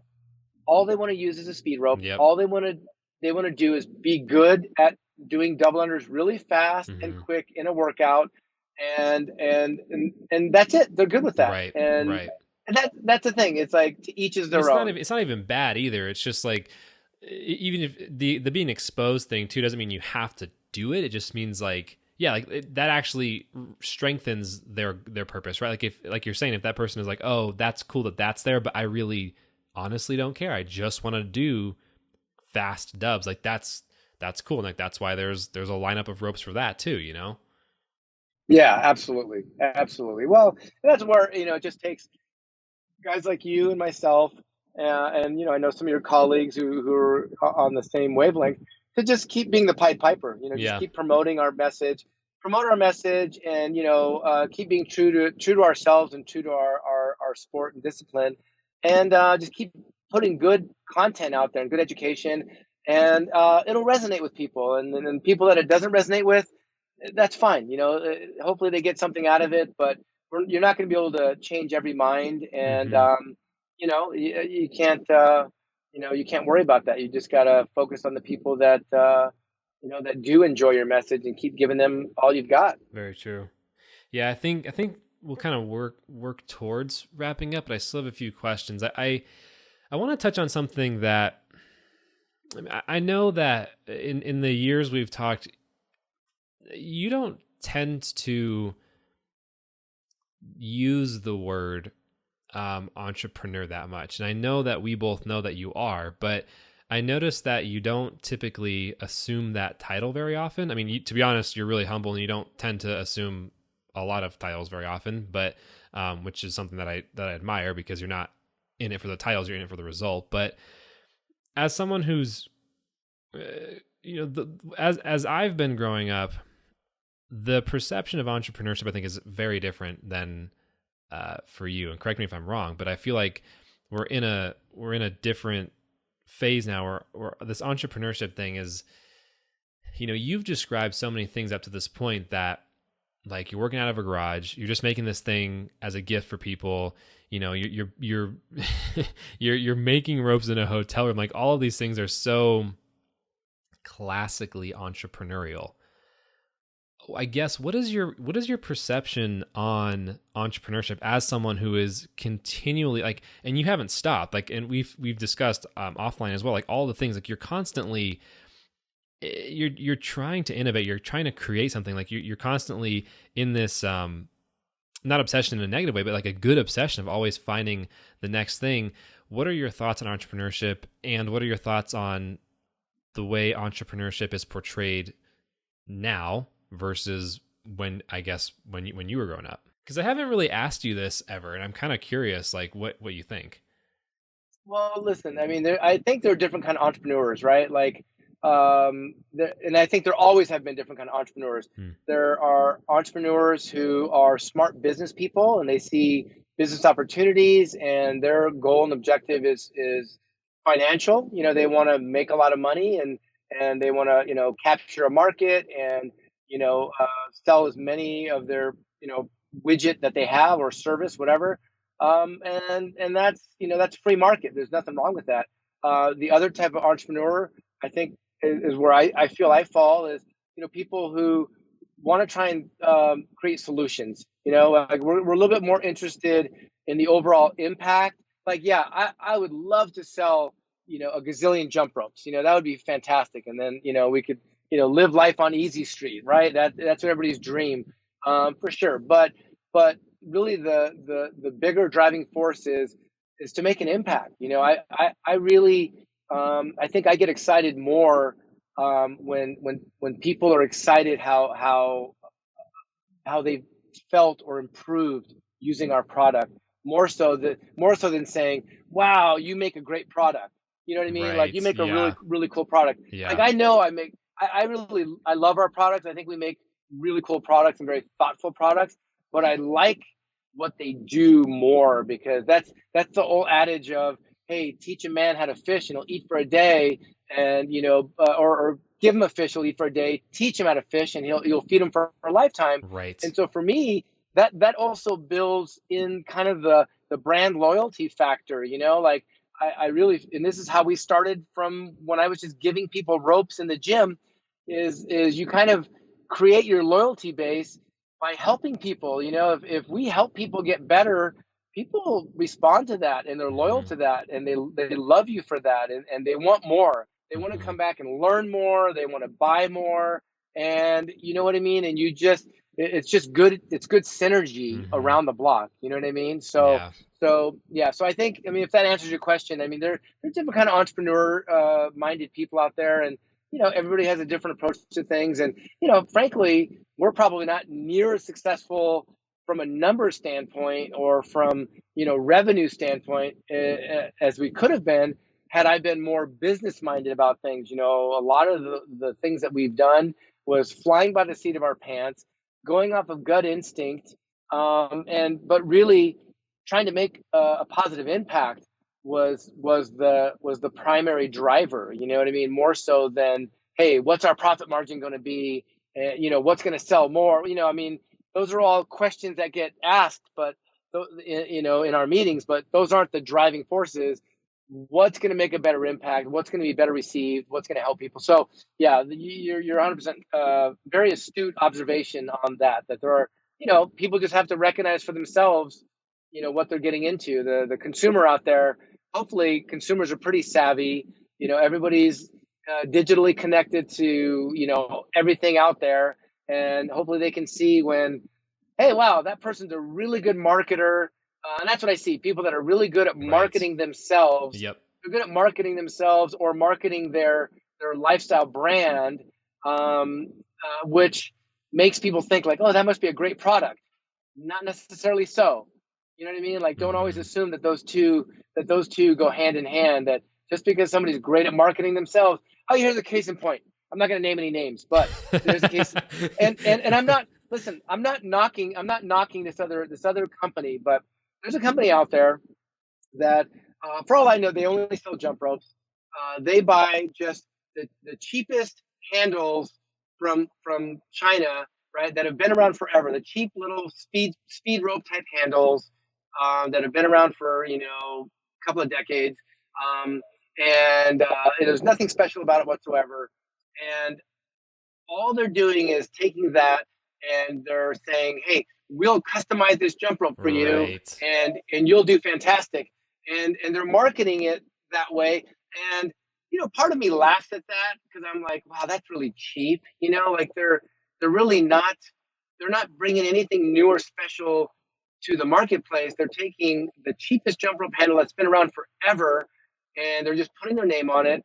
And then they're kind of taking a page out of our playbook of like, hey, we will custom size this jump rope for you so that it fits you. And they're marketing it, and they're doing a ton of digital ads. And for all I know, they're probably crushing it. And the purist in me, being an enthusiast of invention and an enthusiast of jump ropes, I look at that and I kind of want to scoff at it, like, what a bunch of punks, But then the other side of me, the business entrepreneur side of me, which doesn't come natural, but I have to kind of force myself into that realm, looks at that and goes, man, they're pretty freaking smart. They just simplified. They took everything that we've been doing over the past 12 years, over a decade, and they just simplified it and created a cheap product that has very, very, high profit margin. And they're probably selling the tar out of it and making a good living. You know what I mean? Yep. And so I look at that from a business standpoint going, you know what? They're pretty smart. They're pretty smart. I can't knock them for it. Part of me wants to scoff at them, but I really can't knock them for it. They're not infringing on anybody's IP. Right. You know what I mean? They're not copycatting anybody's brand or logo or style or anything like that. They're completely individual. I'm like, I think a big piece of that too is like, again, it's really looking at the context of like who's purchasing, because if your goal is just to use a speed rope, and just do dubs and you're not necessarily worried about how well you're doing, you just want to do it, then it really, I guess, really doesn't matter, right? Like, and if you're just generically going about things and it doesn't really, you don't need or want the detail, why would you choose anything else, right? Versus if you do want to understand the movement, if you do want something that fits what's going on, if you do have this goal of continuously leveling up or this goal of refining things and treating it mechanically, then that's where like it makes more sense to go with something that fits that goal, you know? And I feel like, yeah, no, that makes a lot of sense. That makes a lot of, this is interesting. I like this. I think a lot of people don't necessarily see the difference between ropes because it can be, I mean, that is the challenge, right? Is articulating what ropes fit what purpose and constantly making that message known. This is cool. I feel like we haven't had this kind of a conversation that much. This is pretty neat. What yeah, it's always fun. Let's wrap this one up here with the last question that I ask everyone who's on the podcast, and that is, what is jump rope to you? Oh wow, you know what?